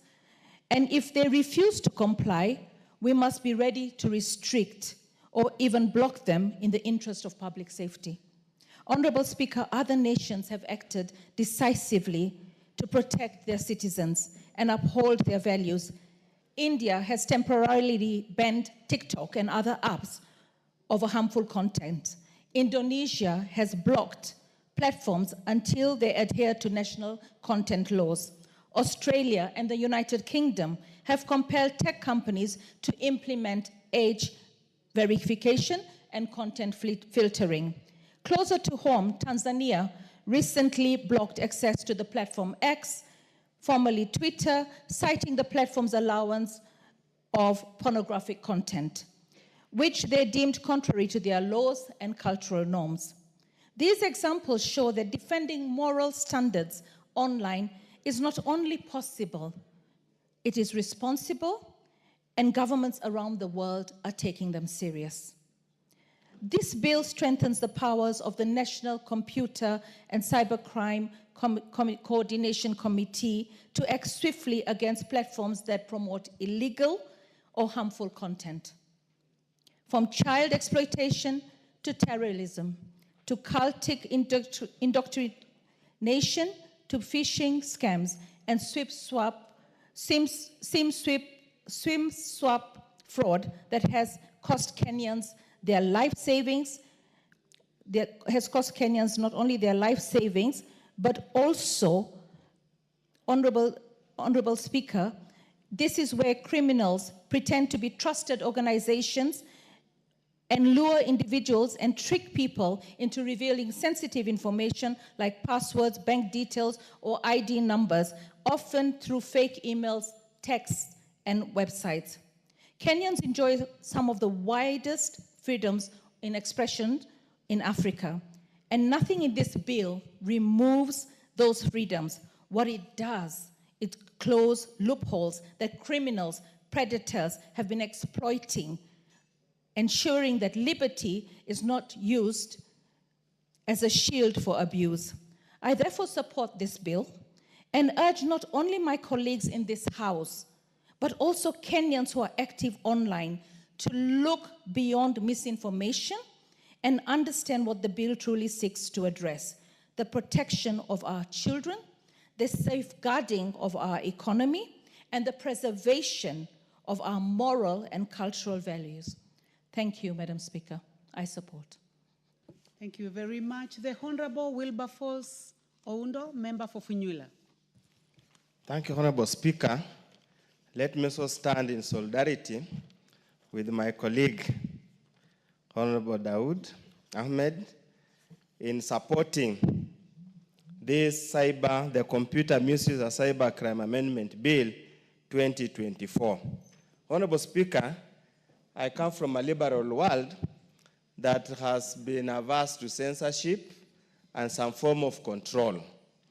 However, Honorable Speaker, over ages, over years, with this new technology, social media, now having grown up to become a grandfather, I'm starting to have a serious look at this matter in view of the impact it has on the minds of the small boys and girls. So on that score alone, in principle, I support the bill in principle. However, Honorable Speaker, I have 2 points of concern, and I would want to ask my colleague to listen clearly. It's nothing against the bill, but I have 2 points of concern.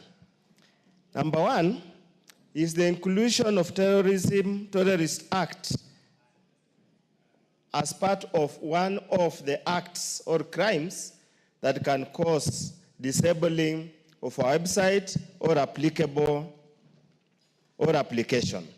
I say so, Honorable Speaker, petty boys and girls, petty young boys and girls, young men who participated in various mandamanos and demonstrations and picketing have been charged under the Terrorism Act, Anti-Terrorism Act.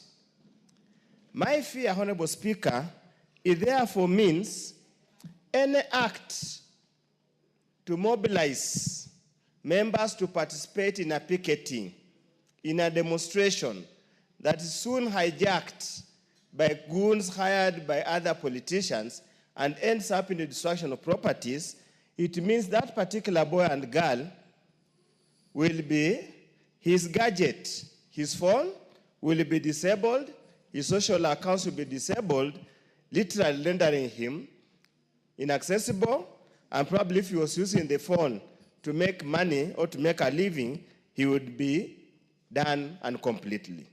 So, Honorable Speaker, I would want to ask my colleague, and at the point at the Committee of the Whole House, I'm not very technical savvy, but I'll seek the support, the guidance of those who know.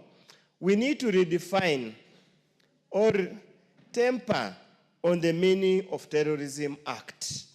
The fear of being misused. I have Gen Z children, I have Millennium children, I have Alpha nieces and nephews. I can share, Honorable Speaker, that even if they have to communicate amongst themselves, even if they have issues as to us parents, they can easily fall within the armpit of this particular bill. So that's a thinking that we must be alive to. Any government can become rogue anytime.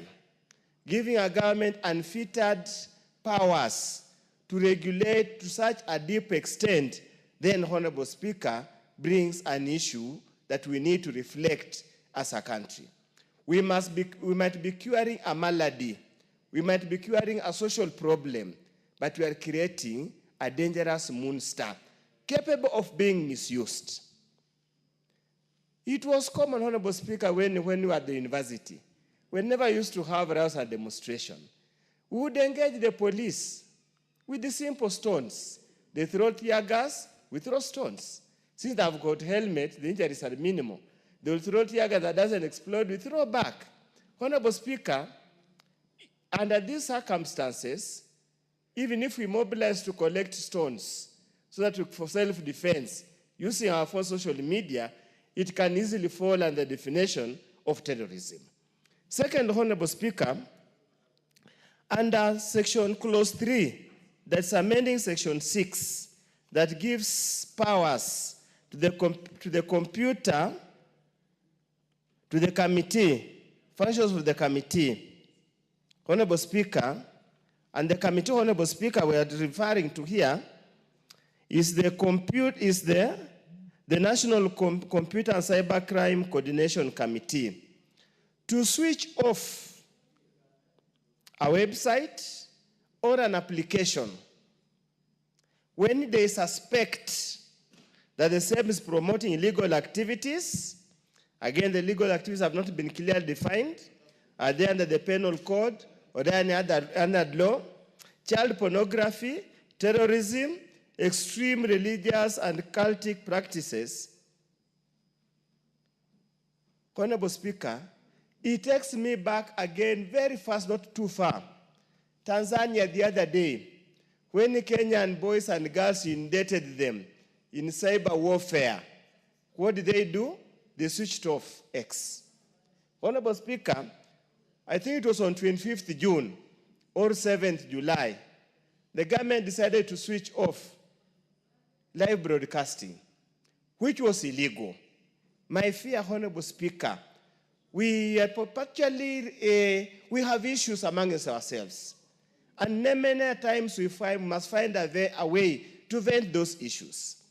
If, Honorable Speaker, you are in the process of communicating your constituencies, mobilizing them for a worthy cause, or a legitimate resistance to a certain government decision, it gives the committee unfettered rights, authority to literally seize or render your gadget inaccessible to cut you off the network.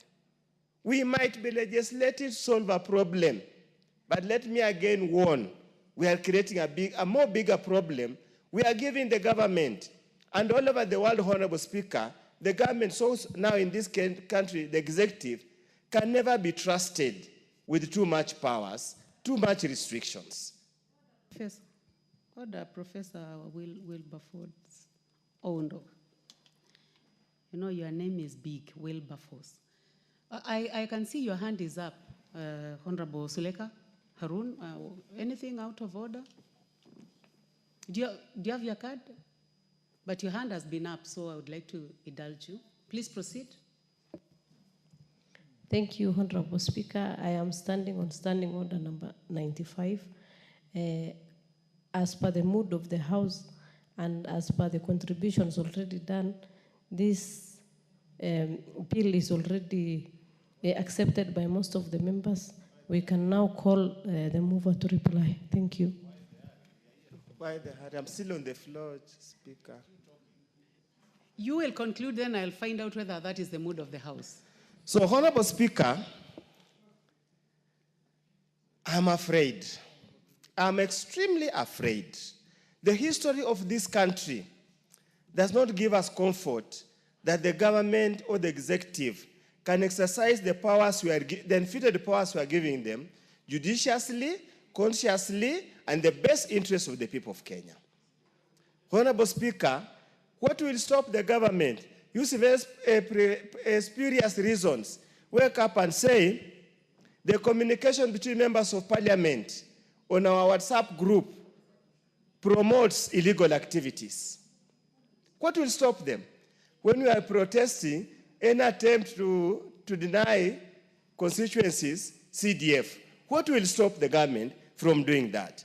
I would therefore request, Honorable Speaker, there must be a mechanism where somebody can be brought to your attention, given actions to remedy. If you decline to remedy, then there must be a judicial system that leads to your switching off your gadget. Honorable Speaker, when you go to clause 6, this is timely. I totally agree. Swim swap, theft of identity is becoming a big issue. Honorable Speaker, any given day in this country, you do not know what is fake, what is genuine. You do not know whether it's a clone account, it's a fake account. We must rein on this. So I congratulate you, my friend. I would have called you the other name, but this is where on Hansard. But I request that be open to comments, amendments, because you might be the government today, but tomorrow you'll be out of the government, and you'll join me in crying. Thank you, Honorable Speaker. Well, honorable members, I'm inclined to indulge the Honorable Jerry Maina, member for Kirinyaga. Thank you, Honorable Speaker. I'll be very brief. Honorable Speaker, the Honorable Member of Parliament, Aden, is a good friend of mine. We were in some committee together before I was suddenly de-whipped and I joined the crying of Honorable Oundo. Honorable Speaker, I do rise to support this bill. It is very timely. It is very succinct. And in regard to the same, I would like to highlight clause 3 of that bill, concerns that have been raised by the Honorable Member of Parliament who's spoken before me, Honorable Oundo, that particular amendment is a bit problematic. You find that the term illegal and terrorism has become very broad and vague. And Honorable Aden, being a member of the JLAC committee, knows that anything illegal is defined in the current legislations that we have. We have the penal code that is there to cater for that, and we have relevant statutes that define what is illegal. Leaving it in that broad perspective opens it to exploitation by perhaps the state or other actors that might find terms, like maybe perhaps one term. You might wake up and hear that one term is illegal, and due to that, it can be prone to abuse and can also affect protection of Article 37 of the Constitution of Kenya. Further, as a wind-up, Honorable Speaker, the NC4, and that is the National Computer Cyber Crimes Coordination Committee, cannot be the judge, the jury, and executioner of what is termed as illegal. It is also important that we check on the definition of terrorism. I can tell you that as an advocate of the High Court, I have been at Kahawa Law Courts for over 3 weeks, where more than 75 young people are being charged with the crime of terrorism, while what is purported to have perhaps they had allegedly committed is well within even the penal code. And like Honorable Oundo has said, today it might be convenient, tomorrow it might not be convenient for you. Let us always make laws for the posterity of this nation. I support and I congratulate Honorable Aden. Thank you, Honorable Speaker. Thank you, Member for Kirinyaga. Honorable members, the Honorable Suleka Harun rose on standing order number 95 and requested that the mover be called to reply, and I would like to find out whether it is the mood of the House that I call upon the mover to reply. Will as many as of that opinion say aye? Aye. Will as many as of contrary opinion say nay? Nay. The ayes have it. Next order. And I call upon the mover to reply. Honorable Harun Dawood. Thank you very much, Madam Speaker. Let me thank the members of this August House for their very intelligent contributions to this piece of legislation, proposed piece of legislation. And let me assure them that I have keenly listened to the concerns that they have raised. And those concerns, I will incorporate them into the bill. It is true that illegal activities is a very broad term. And when we reach the stage of the Committee of the Whole House, we can bring an amendment to define, not to define, but to limit those illegal activities to what is currently outlawed in the laws of Kenya. I want to assure the members of this House that I drafted this bill in 2024. It had nothing to do with what is happening today, people being charged with terrorism. But terrorism is defined in another act of parliament. And that is not the act of parliament that I'm amending. I'm only using terrorism as defined in that act of parliament. Madam Speaker, I beg to reply to this, but I also request you that under section 53.3 of standing orders, that we don't put the question now and we put it when we have a quorum. Thank you.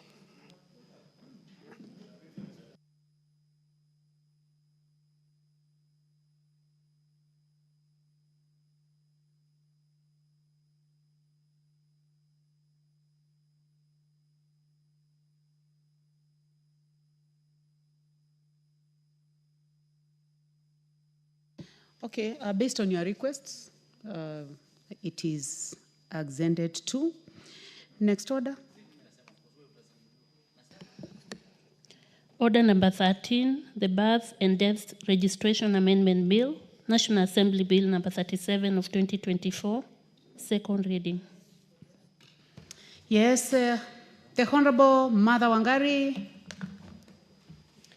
Thank you, Madam Speaker. Madam Speaker, allow me to move that the Birth and Death Registration Amendment Bill 2024 be now read a second time. Madam Speaker, this is a very simple amendment that stemmed from last term, just about 2020. I brought a motion on this floor that was very well supported by many members, Madam Speaker. And this was about the civil registration services in our country, Madam Speaker. Madam Speaker, people may look at a birth certificate as a simple thing, or a death certificate for that matter, but there are people in this country that accessing that document has become a mirage, Madam Speaker.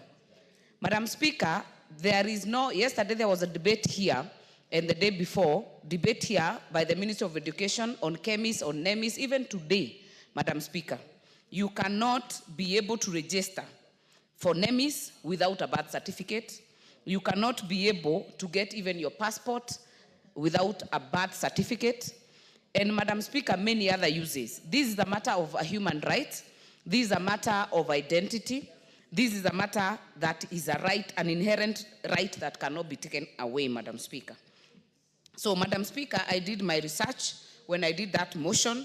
The support I got from this House was immense, and it was a proposal from that time that we then turn it to a bill and then an act of parliament, so that it does not leave the pleasure of the CS in charge of interior on where to put a birth and death registration office. Madam Speaker, we have about 238 sub-counties in this country, and these offices and services are only in 157 sub-counties, Madam Speaker.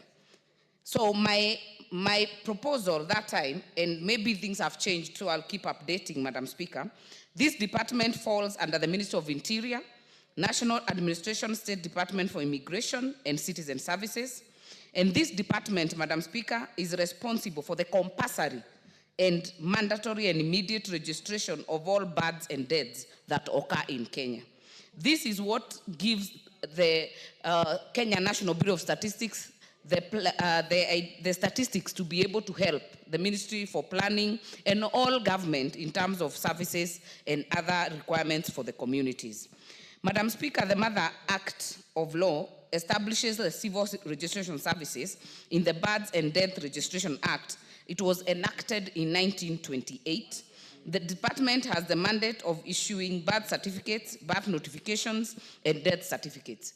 Something that is so required, Madam Speaker, even a death certificate, when people are applying for bursaries, some for the vulnerable children, that they need to attach a death certificate. And if you don't have it, then it becomes a problem.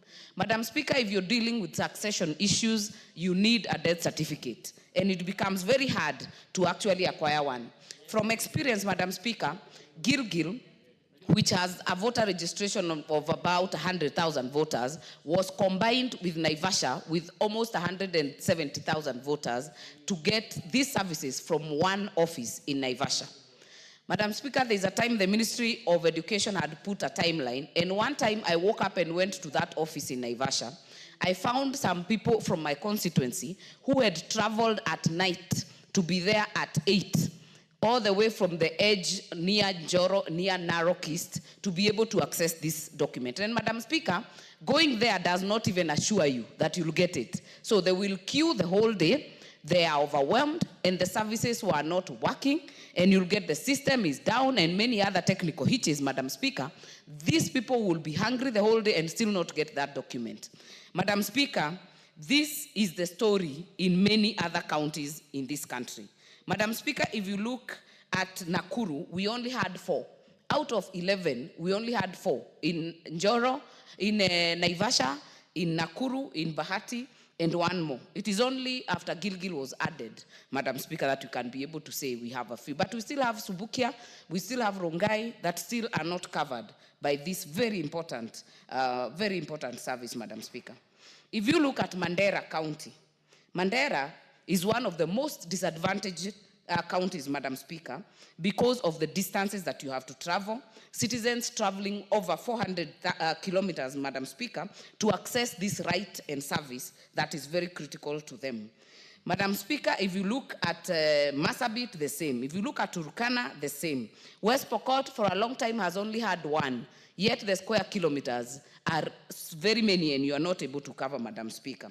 So this very simple amendment, Madam Speaker, has a lot of importance that cannot be gainsaid in this House, Madam Speaker. Many members here help their constituents trying to get this document, to be able to register for school, to register for other services, Madam Speaker. Even now when we are speaking of Kazi Maju, how you cannot be able to get a passport without this birth certificate, Madam Speaker. And what happens when there's a scramble for services, Madam Speaker? Corruption comes in. So you will get some unscrupulous member of the community or even administration charging people money to be able to access this service that should be easily available from the government. Madam Speaker, I was able to appear before the committee that is in charge, led by Honorable Tongoyo. We had a very long discussion. We debated about sub-counties and constituencies. Madam Speaker, I personally was going for constituencies for one reason, that there will be a political push and a political need for every member of parliament to have their constituency office working. And why I say that is because when I requested one for Gilgil, I was told there is no money to be able to give you an office, to give you furniture, to give you, and I told them, just give me a registrar, and a clerk, Madam Speaker. We were able to give them an office, which was actually next to my office, and they have been able to operate there from 2020. It is only now, Madam Speaker, I have been able to do as an administration complex where I will house the Gilgil Land Registry together with these civil registration services that they are going to move to the new building.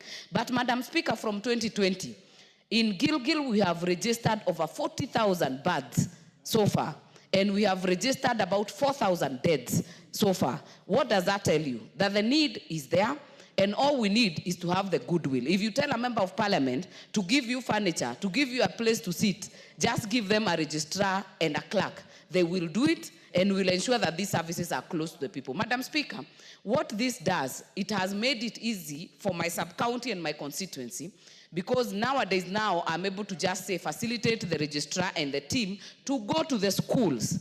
Just recently, we were doing in Mitimingi, we have going to Oljurai very soon, and many areas that have done, Madam Speaker, because that is where we need, in terms of capitation for schools, we need the numbers, and so we are taking the services closer to the people. If the area is smaller, then efficiency is improved.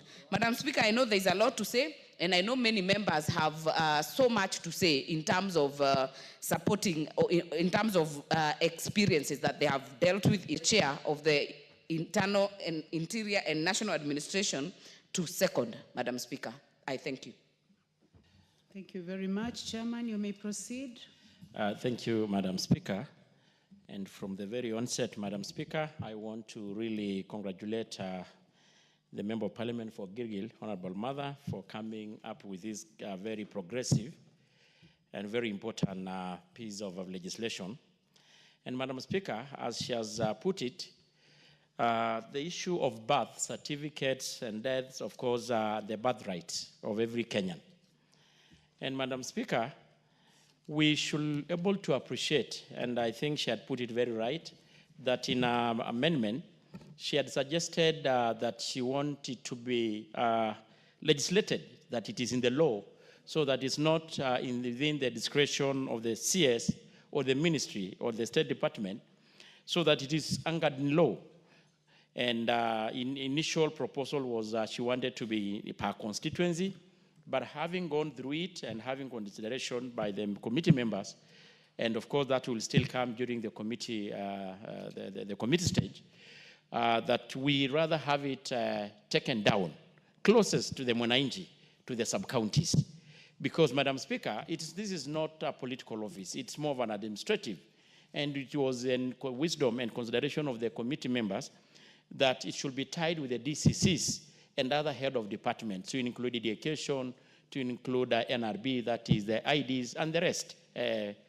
And currently, although she had actually rightfully put it, as it is, and I think she got it a little bit, maybe the latest, is like we have got 167 civil registration centers in the countrywide, against actually gazetted sub-county units, which totals about 400.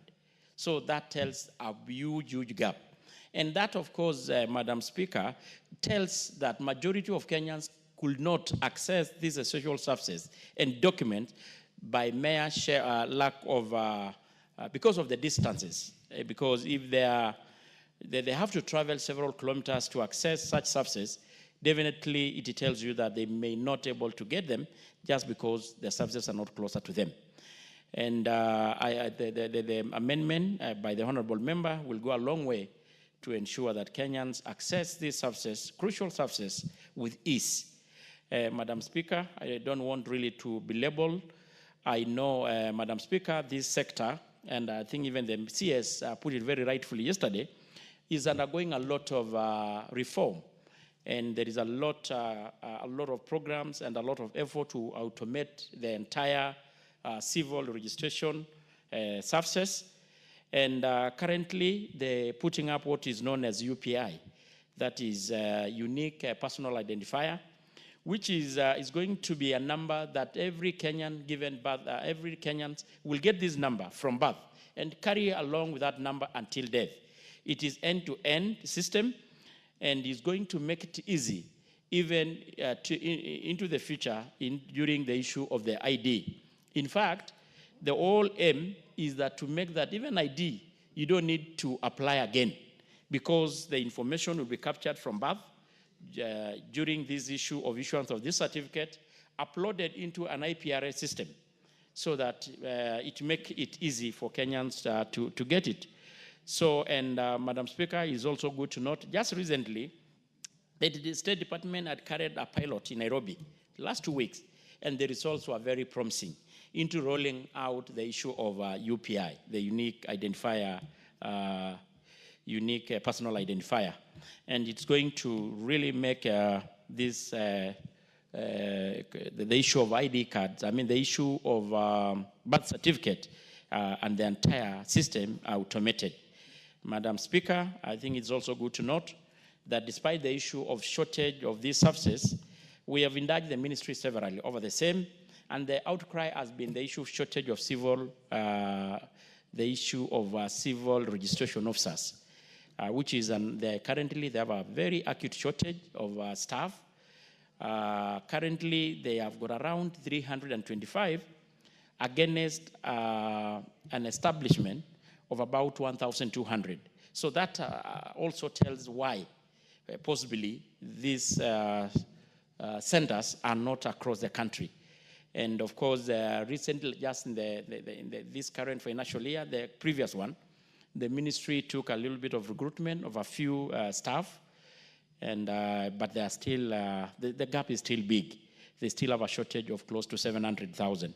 And we have been actually, as a committee, indulging the State Department to see whether they can able to mobilize resources to continuously recruiting, so that as we look forward into putting up offices across the country, we still have the staff to do the same. Madam Speaker, I think personally this is a very progressive, very important bill, and with this, I beg to support. To second, sorry, I beg to second. Thank you. Thank you, Chairman. Honorable members, I now propose the question, which is that the Birth and Death Registration Amendment Bill, National Assembly Bill number 37 of 2024, be now read a second time.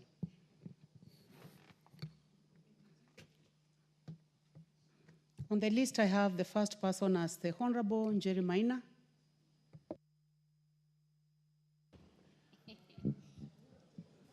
Just rely on the list.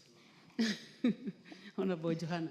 Thank you. Let's rely on the list. Thank you, Honorable Speaker. Honorable Speaker, I rise to support this bill by the Honorable Member of Parliament for Gilgil, Honorable Martha Wangari, and commend the timeliness of it, because when we enacted the 2010 Constitution, we intended to ensure that we devolve services to the Kenyan people. This bill is going to ensure that the Kenyan people indeed get the very critical services of getting a birth certificate, a death certificate, a passport, an identification card, documents that are very critical for Kenyans to access other services, and even for the Kazi Maju program that is being initiated by the government. Honorable Speaker, putting in perspective Kirinyaga County, we have only one Huduma Center, which is in Kirinyaga Central Constituency, and we have people coming from as far as Mwea constituency, and Mwea constituency is very vast because it has east and west, all the way going to Kirugoya to get critical services. As we are talking about even the 2027 general elections, let us see how we can fast track this so that young people who I have seen from time to time arguing that they are unable to access identification cards within a particular timeline are able to get their identity cards so that they can make their citizenry duty and exercise their right to vote for their candidate of choice. So this is very timely, Honorable Speaker. We need to action it as soon as yesterday, Honorable Speaker. And this House, when we are doing the budget allocations, it should be a priority because every Kenyan deserves to have these services at the local level. Thank you, Honorable Speaker. I support. Thank you very much. The Honorable Timothy Toroitich, member for Marakwet West. Thank you, Honorable Speaker. Honorable Speaker, I rise to support the motion by Honorable Wangari, and I wish to congratulate her for this very progressive bill. Honorable Speaker, this bill seeks to give effect to Section 6.3, Article 6.3 of our Constitution, which provides that the state shall ensure that there is reasonable access to its services in all parts of the Republic. Honorable Speaker, you realize that we have a very vast country. In fact, there are certain counties in this country that are bigger than other African countries. If you compare a country like Turkana, Turkana is bigger than Burundi, Rwanda, and Djibouti combined. So you can imagine that from one end of a county to another, it's almost 800 kilometers. So if those constituencies do not have these basic services, then our people, the people of Kenya, shall suffer getting basic services like these registration certificates for both birth and death. The only maybe proposed amendment that I would give is, I don't know whether the honorable member presented, that because in the bill she talks about taking those services to each constituency. Under the National Government Coordination Service Act of 2013, the recognized National Government Service Delivery Coordination Unit at that level is a sub-county because of the vast nature. Before a constituency is divided into a sub-county, the factors to be taken into account is the vastness. So maybe that's an amendment that we need to bring so that we have it at the sub-county level and not, at the sub-county and not the constituency. Honorable Speaker, there is an obsession in this country that an office is a physical unit or a physical structure. Like the move of the motion has put it clearly, even a tent with 2 officers or an officer is enough, so that you don't have to have an officer with a swinging chair to be able to serve our people. Even a tent, if the resources are not unlimited, then even a basic structure is enough to serve our people. What our people need are services, not big offices where they can be able, where they want to swing and just not serve our citizens. So, Honorable Speaker, because this matter squarely lies in the docket of the Ministry of Interior and National Coordination, I thank the CS for Interior, who has been moving around through the Jukwaa la Usalama initiative. Order, member for Marakwet West, the Honorable Stephen Mule. Is anything out of order? Or you are being strategic? Yes. Okay. Okay, you may summarize. So, Honorable Speaker, as I summarize, is that this matter falls squarely within the docket of the Minister of Interior, and I wish to appreciate the current CS for Interior. He's been moving around the country through the Jukwaa la Usalama initiative, and when he came to our county, he appreciated the fact that those services are not available. So, Honorable Speaker, we expect a report from him, and when that report comes, identifying the gaps, as a House, we must be very deliberate in allocating resources so that we make this a reality. Thank you, Honorable Speaker. Thank you. The Honorable Johanna Ngeno, member for Emurua Dikri. Thank you, Madam Speaker. I'm really glad to speak to this particular matter, Madam Speaker, since it is a matter that has been troubling us for quite a length of time. Madam Speaker, many of our residents, of our citizens, in wherever they are, they suffer this particular situation. And especially when the Ministry of Education introduced birth certificates as a compulsory document to use in the registration and in the allocation of, if it is the funds which are allocated to both primary and secondary school, Madam Speaker, they made it compulsory that unless a child has a certificate or a birth certificate, you cannot access those particular services, Madam Speaker. And therefore, this should have been gone, I mean, it should have gone in tandem with the compulsory decision that every child must use a birth certificate, and that every child also must be made easier to access that birth certificate. But when you look at the situation we are having currently, Madam Speaker, people have to travel over 50 kilometers, 100 kilometers. People have to use over 5,000 to 10,000 shillings to access these particular certificates, Madam Speaker. And yet it has been made compulsory in registration. So I think at that particular point when the Ministry of Education was making it compulsory, should have also made it accessible to all the kids just around those areas. And in fact, the idea of Mheshimiwa Wangari to bring it even to the sub-county level, that one should have been done previously by the ministry. So that now we should be discussing of even devolving it more to the ward level. Because, Madam Speaker, these are services that are supposed to be given by the government to the people of this republic. Just like the national identity card, they should have, in fact, the national identity card is not even more, although it is being used severally, but you see, that one comes only when you are 18 years. And that is when you will have the capacity to even look for it. But for the birth certificate, this is a certificate for a small kid, probably on birth. So this should have come even up to the ward level so that people can access it. Madam Speaker, however, I'm excited with this amendment, and I believe that it's going to go through because this is something which has made our people suffer, spend a lot of money, and made most of the kids, like when you go to some schools, Madam Speaker, most of the kids do not access the capitation. I think they call it capitation or something like that, because they do not have the birth certificates. Madam Speaker, I'm one of those people also who suffer. In my constituency, Murwadikir, we do not have births and death certificate registration office.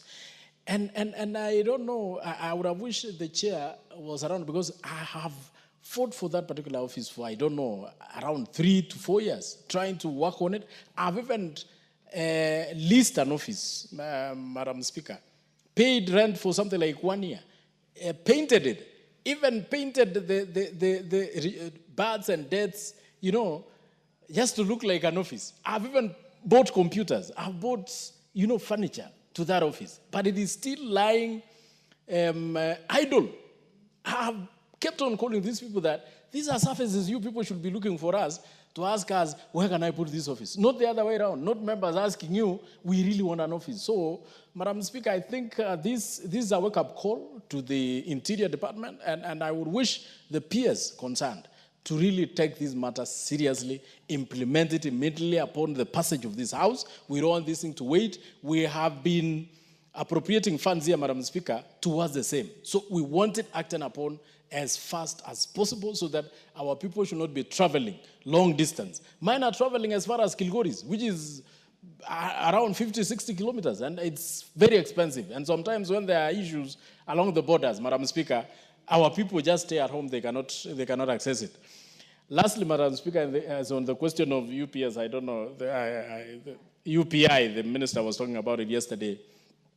I'm a little bit skeptical, Madam Speaker, because I normally read the Bible in tandem with our Constitution. And the Bible tells us there will be a number that will be branded on each and every face, number 666.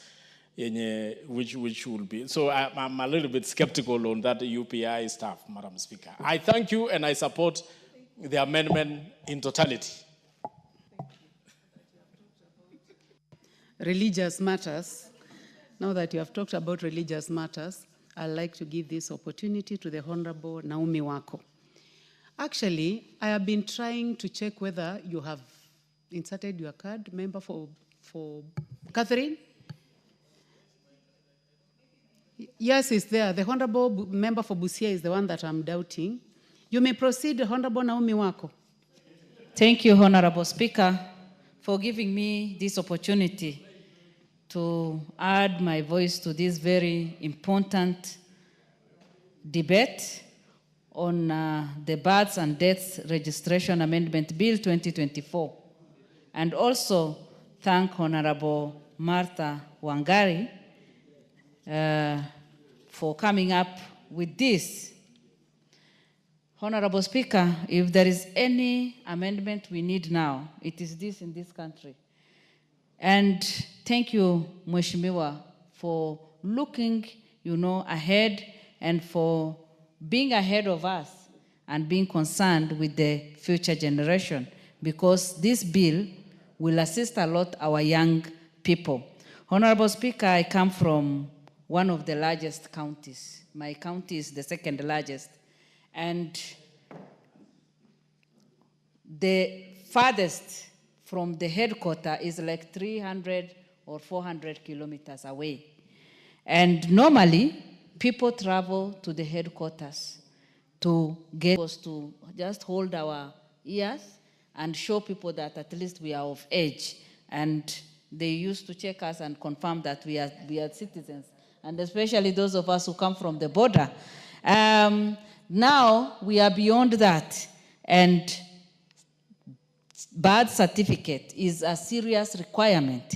And also, as they register, it helps even the education ministry to have the data, what we call the NEMIS, to identify, to have the data, and also track every student, and also in allocation of funds to schools. So it is a very serious requirement, and most of the schools in northern Kenya today are not even getting the funds because some students don't have the birth certificate. So what do we need to do as a government? Honorable Speaker, the best is to make sure that we bring the service closer to the people. And we have the DCC offices. Honorable Martha has suggested that in every constituency we have, because we have 290 constituencies, and we have 143 only under this office of birth and death certificate. So if we can even go further and make sure that anywhere we have a DCC, we have that office, we make sure that birth and death certificate is there. Or even as people go to the hospitals, although I know in my place, some people don't even deliver in hospitals, we make sure, even as we just give the notification that a child has been born and all these other things, we make sure that the birth certificates for all the people who are around there will be issued as soon as possible. Honorable Speaker, this is something that we need to pass as quickly as possible so that that service can be brought closer to every citizen, so that our young going children to school, our children who are going to school will benefit. Honorable Speaker, again, when we talk about birth certificates, it is 61 years since we got independence. And people like those people who come from Marsabit, they travel for, as I said, over 300 kilometers to get their birth certificate. And we cannot continue that way. And that is why I suggest that we make sure that the service is brought close to the people, that we empower people. The only thing that we need is to have enough personnel, Honorable Speaker. When we have enough personnel, we can even have what we call mobile registration centers that, even if it is under a tree, the staff can move there, the class can move there, and just say that today we are in this village under this tree and issuing birth certificates, and make sure that, especially before the children join primary schools in January, we have like mass registration so that nobody suffers. Nobody suffers, because currently many students are in school and they don't have birth certificate, and even immediately we can make sure, we can just say that we want all the students in any school or primary school, registrations can take place there for any child who does not have any birth certificate, because that can help. Because I know, like in my place, there are students in classes who do not have their birth certificate. So we can say, let us make sure as a government that we have mass registrations in all the schools to make sure that every child is having his or her birth certificate, and then we come up with the idea of bringing it closer to the people, and we do that as soon as possible. And every December, November, December, we have mass registration to cover those people who come from far areas and remote areas. Thank you, and with those few remarks, I support and I congratulate Honorable Martha. Thank you very much. The Honorable Dr. Makali Mulu, member for Kitui Central.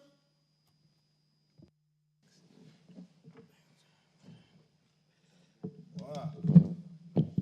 Thank you so much, Honorable Speaker. Honorable Speaker, I want to start by thanking Honorable Martha Wangari for this important bill. And more so, thank the people of Gilgil for bringing her back to this house. Because, Honorable Speaker, this bill was actually moved in the 12th Parliament. But because of the time it takes to process a bill, it expired with the 12th Parliament. And you can see it has taken about 3 years for us to find this day being debated, Honorable Speaker. So, Honorable Speaker, we have a reason to thank the people of Gilgil for bringing Mother back to this house so that she could actually continue this bill and see it up to the end, becoming an act of Parliament. I want to associate myself with those who are saying that it's important that we get these offices in the sub-counties, Honorable Speaker. Honorable Speaker, you realize that the first certificate you get even before you've gone to any school, just minutes after you are born, is a birth certificate. And then after you get that one, you'll be able to acquire other certificates as you leave. And then the final certificate you get is a birth certificate. A death one, when you die, Honorable Speaker. Which means this bill is very important because it opens the doors for Kenyans to get the first certificate. Honorable Makali, on a light touch. And get the last one, the last certificate. Yeah, the last one. Maybe other people get it for you. I mean, but it is yours. It is written, it is on your name. So it is still yours. Even though the people use it to do other things, but it's still on your name. And that's why these certificates are very important, Honorable Speaker, because you realize that, for example, it is not mandatory that for you to register for most of the exams, starting from the first one, you sit as a child, you must have this document. So, which means, really, parents have to go out of their way, Honorable Speaker, to get this document. And as members have said, some of our parents are going very, very long distances to access this document. In other areas, they travel today, get to the office, even find the register is not there, and they go back to their homes, and they have to come tomorrow or the other week. At times, they go to some of these offices and find very arrogant officers who don't even serve them. And they are forced by circumstances also to come back another day. So, Honorable Speaker, when I see an effort being made to have these offices near where we live, it is a step in the right direction, Honorable Speaker. And that's why we really want to appreciate and say that. I think the challenge has always been that we are very good at creating offices, but we don't make them operational. You have heard the chairman, Committee on Administration and National Security, saying we have over 400 administrative offices, and the only operational ones are 200 and something, Honorable Speaker. Meaning these offices are there, but they don't exist in terms of either office blocks or having an officer managing the office. So in that case, Honorable Speaker, we still have a challenge. Because even if we pass this bill to become an act of Parliament, I can tell you for sure, we are going to take a bit of time before we make these offices operational. So I think as a house, since we have the mandate to make budgets, it is important when we are doing the next budget, and I believe by then we'll have this been an act of parliament, we make necessary provisions in the budget so that these offices can become operational. In that case, we'll be helping Kenyans. Otherwise, Honorable Speaker, where I come from and where you come from yourself, you know what our people go through to access this important document. When it comes to the death certificate, Honorable Speaker, we know most of the issues, land issues our people are struggling with, is because somebody passed on, they don't have a death certificate. Somebody passed on, they have not processed the letter of administration. And I can tell you for sure, because anytime I sit in my office, I see very old ladies coming to my office saying, Mheshimiwa, you know, I don't have the death certificate for my husband. On the basis of that, I'm not able to divide the land to my children. And this becomes a big problem to families.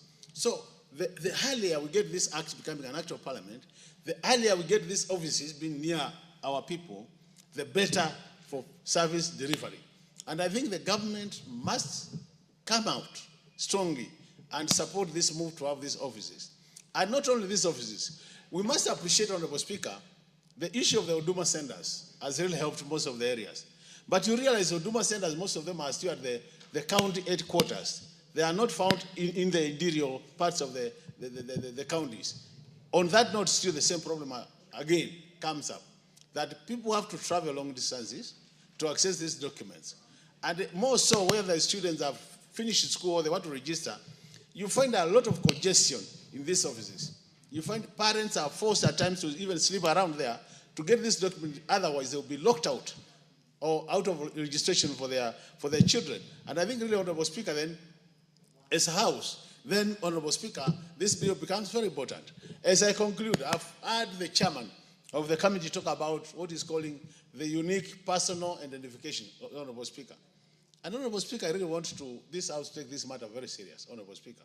Because, Honorable Speaker, if my memory serves me well, this is the third attempt. We are trying to have this unique identifier. Honorable Speaker, you must have heard something called Anglo-leasing scandal. That scandal was one of the attempts to give Kenyans a unique identifier. Then we came the Huduma card, Honorable Speaker, which was done when we were in this House with you. And then just about a year ago, we had another card coming.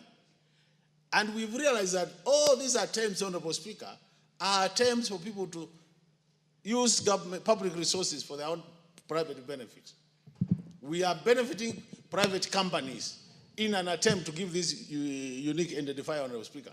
So I'm saying, Honorable Speaker, the chairman, Committee on Administration and National Security, should assure this House that this further attempt will give us a unique identifier and not the stories we have had in the past, which come every 2 years. People get their card, they put it in the pocket, and they introduce it again. Otherwise, we should be able to say no to this process, because the outcome of that process is very important to the country, Honorable Speaker. It doesn't make sense, Honorable Speaker. If I get to your debate now, I'll find so many cards there, and all those cards are talking about, Honorable Speaker. Other than just having one card, which you can use for share, which you can use for your bank, which you can use for everything. Just one card. But because we don't want to get it right, Honorable Speaker, we keep on going round, and round. So, Honorable Speaker, I thought it's important I say that, because we've said it many times, Honorable Speaker, that the issue of corruption in this country is a very, very serious matter. And I'm very happy, Honorable Speaker, yesterday I saw our President saying that members in this House, committees of this House, Honorable Speaker, although it was a very general statement, that committees of this House are demanding money from the executive. How I wish, Honorable Speaker, because our President has access to National Intelligence Service and he has National Intelligence information. How I wish he mentioned names and said, Honorable so-and-so, who is my chair of this committee, demands this money, and on the basis of that, he should be changed and we get a new chairman, Honorable Speaker. In that case, we'll be helping to fight corruption in this country. But when we get this general statement, Honorable Speaker, I think we are doing a disservice to this beautiful country which God has given us. But I think, Honorable Speaker, I don't know whether it is in order for us at some point to get time to discuss this important motion. The motion that members of parliament are actually being bribed to change committee reports. How I wish you had time, and that becomes a motion of this house so that we can debate it for 2 or 3 hours and put things straight as they are. Thank you, Honorable Speaker. The Honorable Catherine Omanyo, member for Busia County. And I would like to request Secretariat or the Clerk's office to check on the cards on this side. Yeah, I believe they are not working. Yeah. Yeah. Especially for Catherine Omanyo, I mean, we had the table had to ask her whether she's waiting to speak. Yeah. So I would like to apologize, but you. please continue. Thank you, Madam Speaker. I am in support of this motion because devolution came for a reason.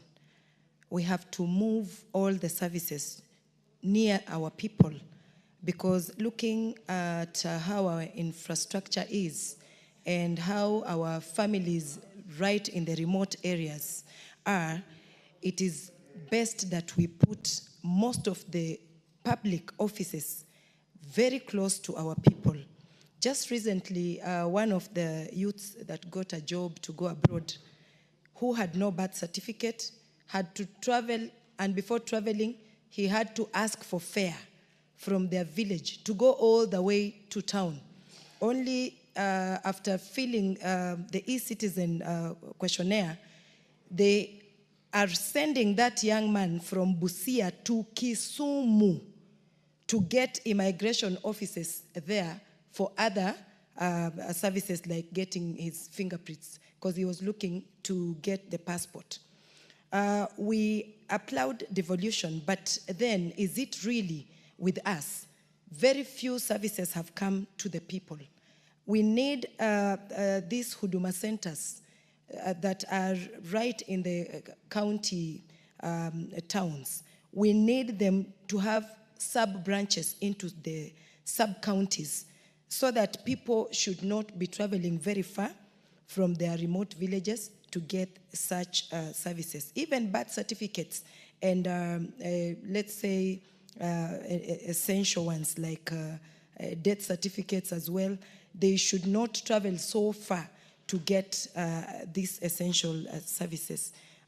Devolution, if we don't do this, it will die with time because people get worn out and they don't see the need or they don't see the advantage of such a good idea that came to us at the right time. So I really want even these Huduma centers where, in fact, we used to have post offices nearer people, but somebody packed them up again and took the post offices very far where Huduma centers are situated. So can we, with time, rivet in this noble idea that devolution came at the right time, but we have not actually done enough to make our people own it and encourage more services moved closer to them. So, Madam Speaker, I just wanted to say that, and I thank you. Very much, member for Busia. The Honorable Stephen Mole, member for Matungulu.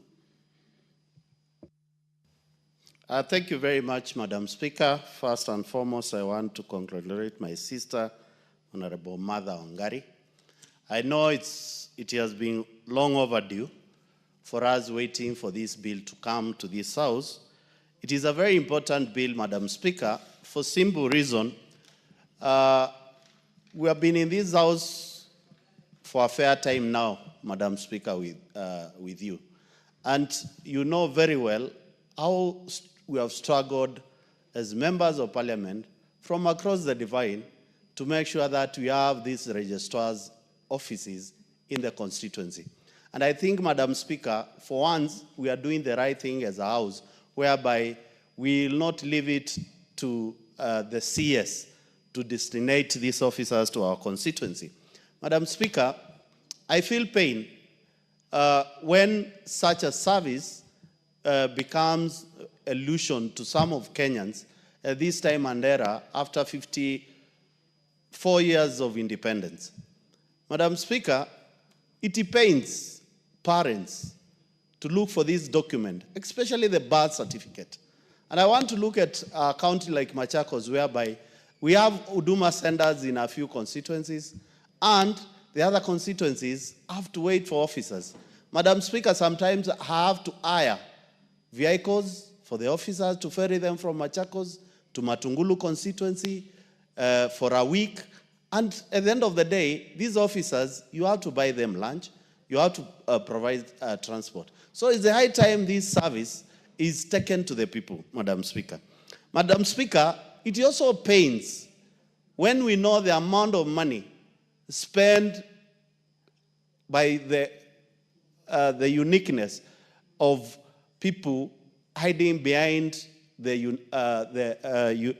identifying number.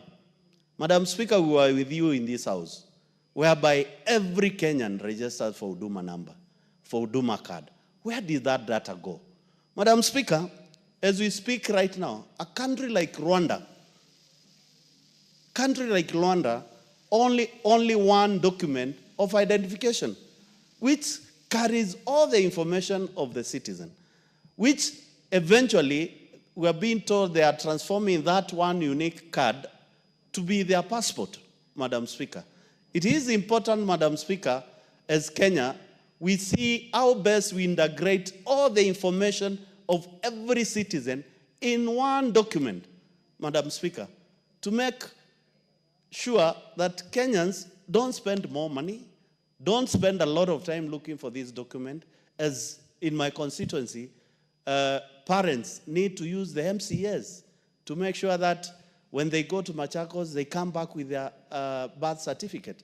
It is unfair, Madam Speaker, and I think it's the high time the government of the day and this house, we do the right thing. And the right thing is to make sure that we get this amendment fast-tracked. And I want to request you, Madam Speaker, to speak to the Honorable Speaker of this House so that this bill does not elapse like the other one. So that the House looks at the importance of this bill and be fast-tracked to make sure that it sees the light of the day, Madam Speaker. Madam Speaker, having been a democratic country, it makes no sense whereby we are just stamping of devolution, yet the services are not devolved.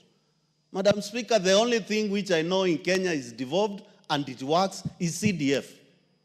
And Madam Speaker, if we as members of Parliament agree with Honorable Mother Wangari, we must make sure that these offices are tied to the constituency offices and the sub-county offices, so that each and every Kenyan will be able to access this document without fail.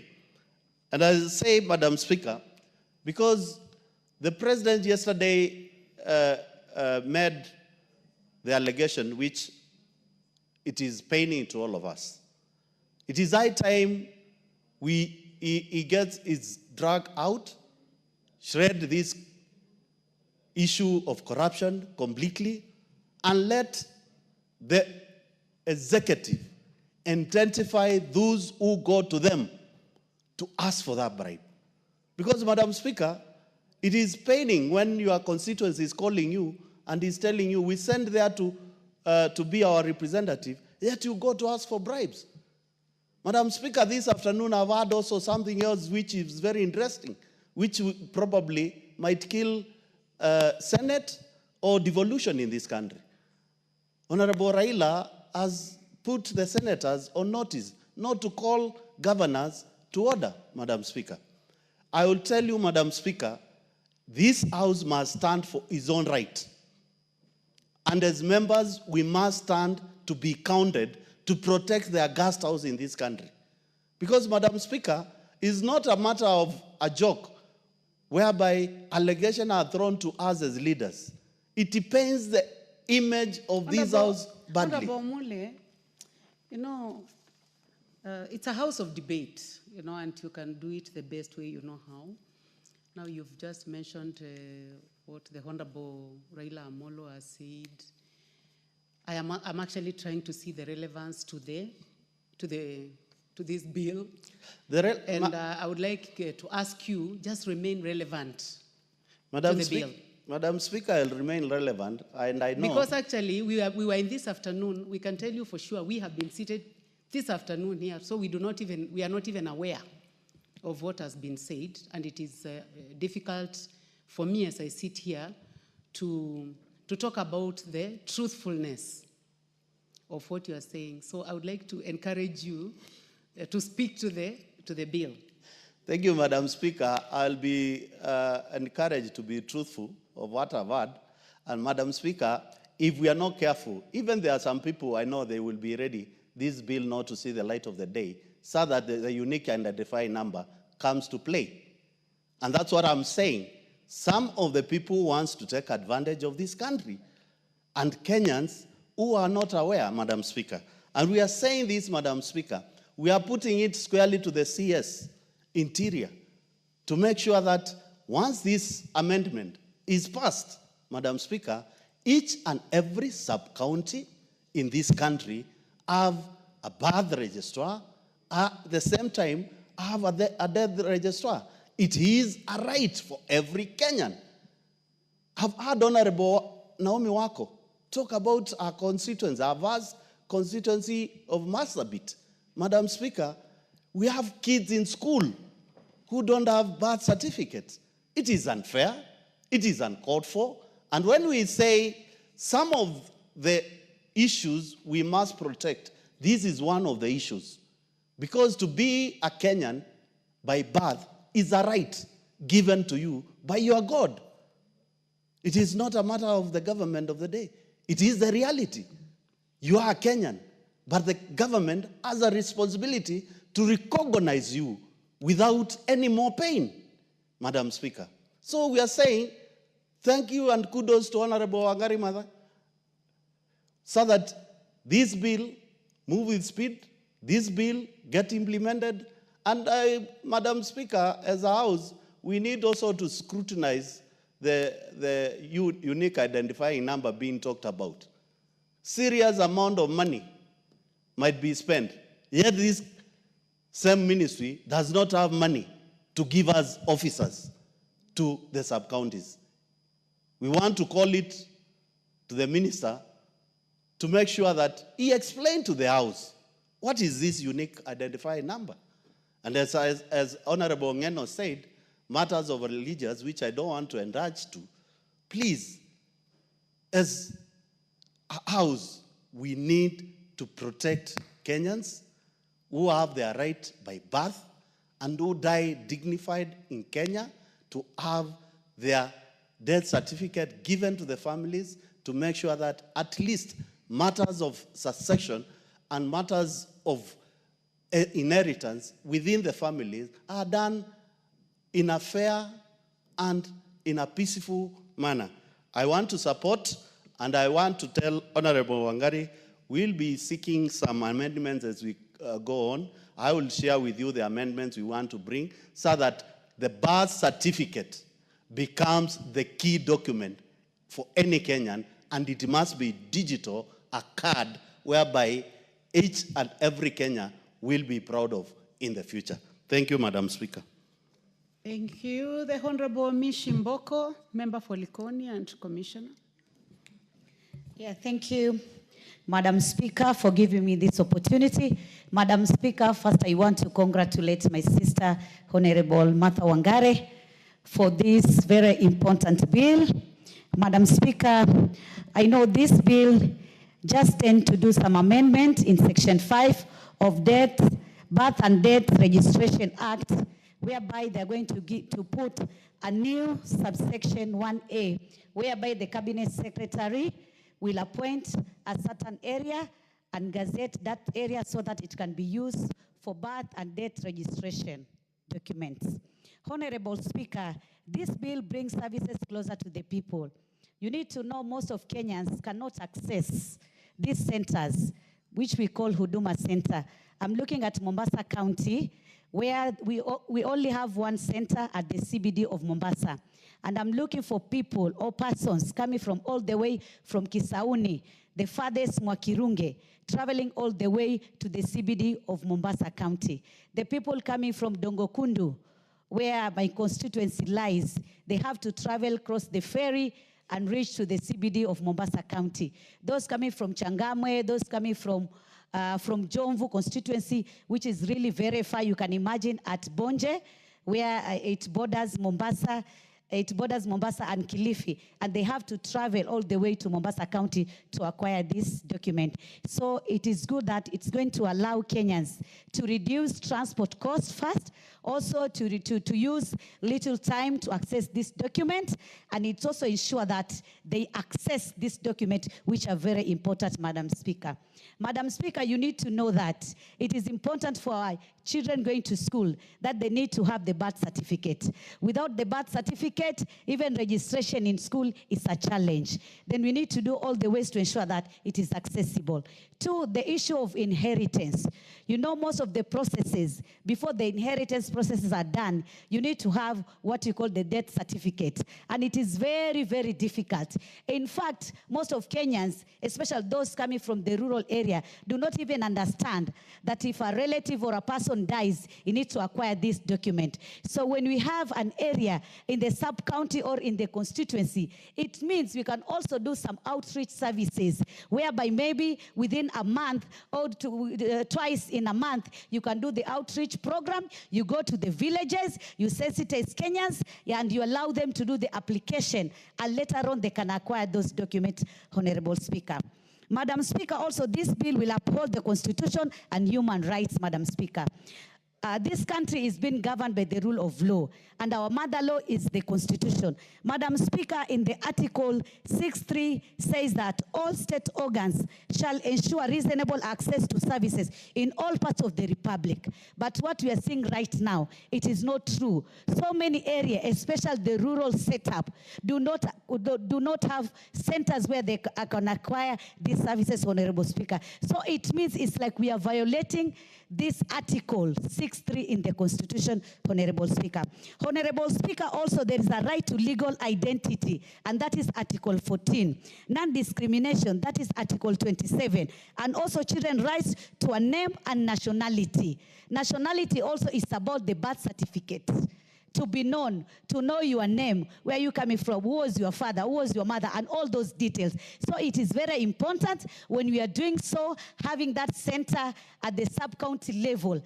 At least it will ensure even those coming to the villages, maybe they can walk. It's also still a long distance, but at least because it is within the constituency, those from other villages just within that constituency, they can at least walk, they can use boda and reach that center where they can acquire this document.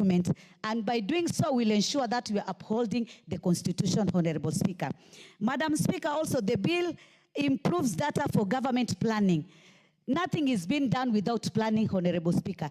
Honorable Speaker, we need to plan to ensure that the services we are given to Kenyans are adequate, and we cannot ensure the planning if we don't have the data. We need to have the proper data. We need to have proper records of Kenyans so that we can plan in terms of health. How many infrastructure are we supposed to do, both at the national level and at the county level? In terms of security, we need to know how many infrastructure, the services we want to do in terms of security, in terms of agriculture, and so many other services, Madam Speaker. We need to have the data, because if you have the best data, it means you have the best plan, Madam Speaker. Because most of the things you are doing, we are seeing now, and the challenges we are facing, it is because we don't have the best or the correct data. For instance, the death certificate. Death certificate is a big challenge because not all persons who dies, they acquire this certificate. At least for the birth now, Kenyans are empowered somehow because any child taken to school is being asked to have that birth certificate. And it is now that the parents are really trying very hard, even using the members of parliament, using the member of county assemblies to ensure that they acquire these documents. But for the death certificate, it is a big challenge. Most Kenyans, and especially those in the rural setup, they don't know about this. They don't think the importance of this. But when it comes to the inheritance issue, now they see this is very important and we really need to have it. So I want to say, Madam Speaker, This bill is very, very important. And this amendment which has been brought, it is a very good amendment. I've seen that section 5.2, section 5.1 and section 5.2 both talks about having that designated gazetted area and also having persons appointed as registrars and deputy registrar. So we will ensure also, because the officers we're having right now, they are very few. You go to Mombasa County, you see queues, very long queues, and people have come there from very early in the morning, from 5 a.m. They are queuing, and you can imagine somebody can stay there for all those hours, and he doesn't even read the desk of that officer to do just the application. When you're talking about technology and we are saying that you can do the online application, but now, is our country connected? Is the entire country connected? That is, if I say I go to Kitui in the villages, or I go to an area in Kwale called Kiteje, where it's so remote and the connectivity is not there, are these people going to be able to do that online application? And the answer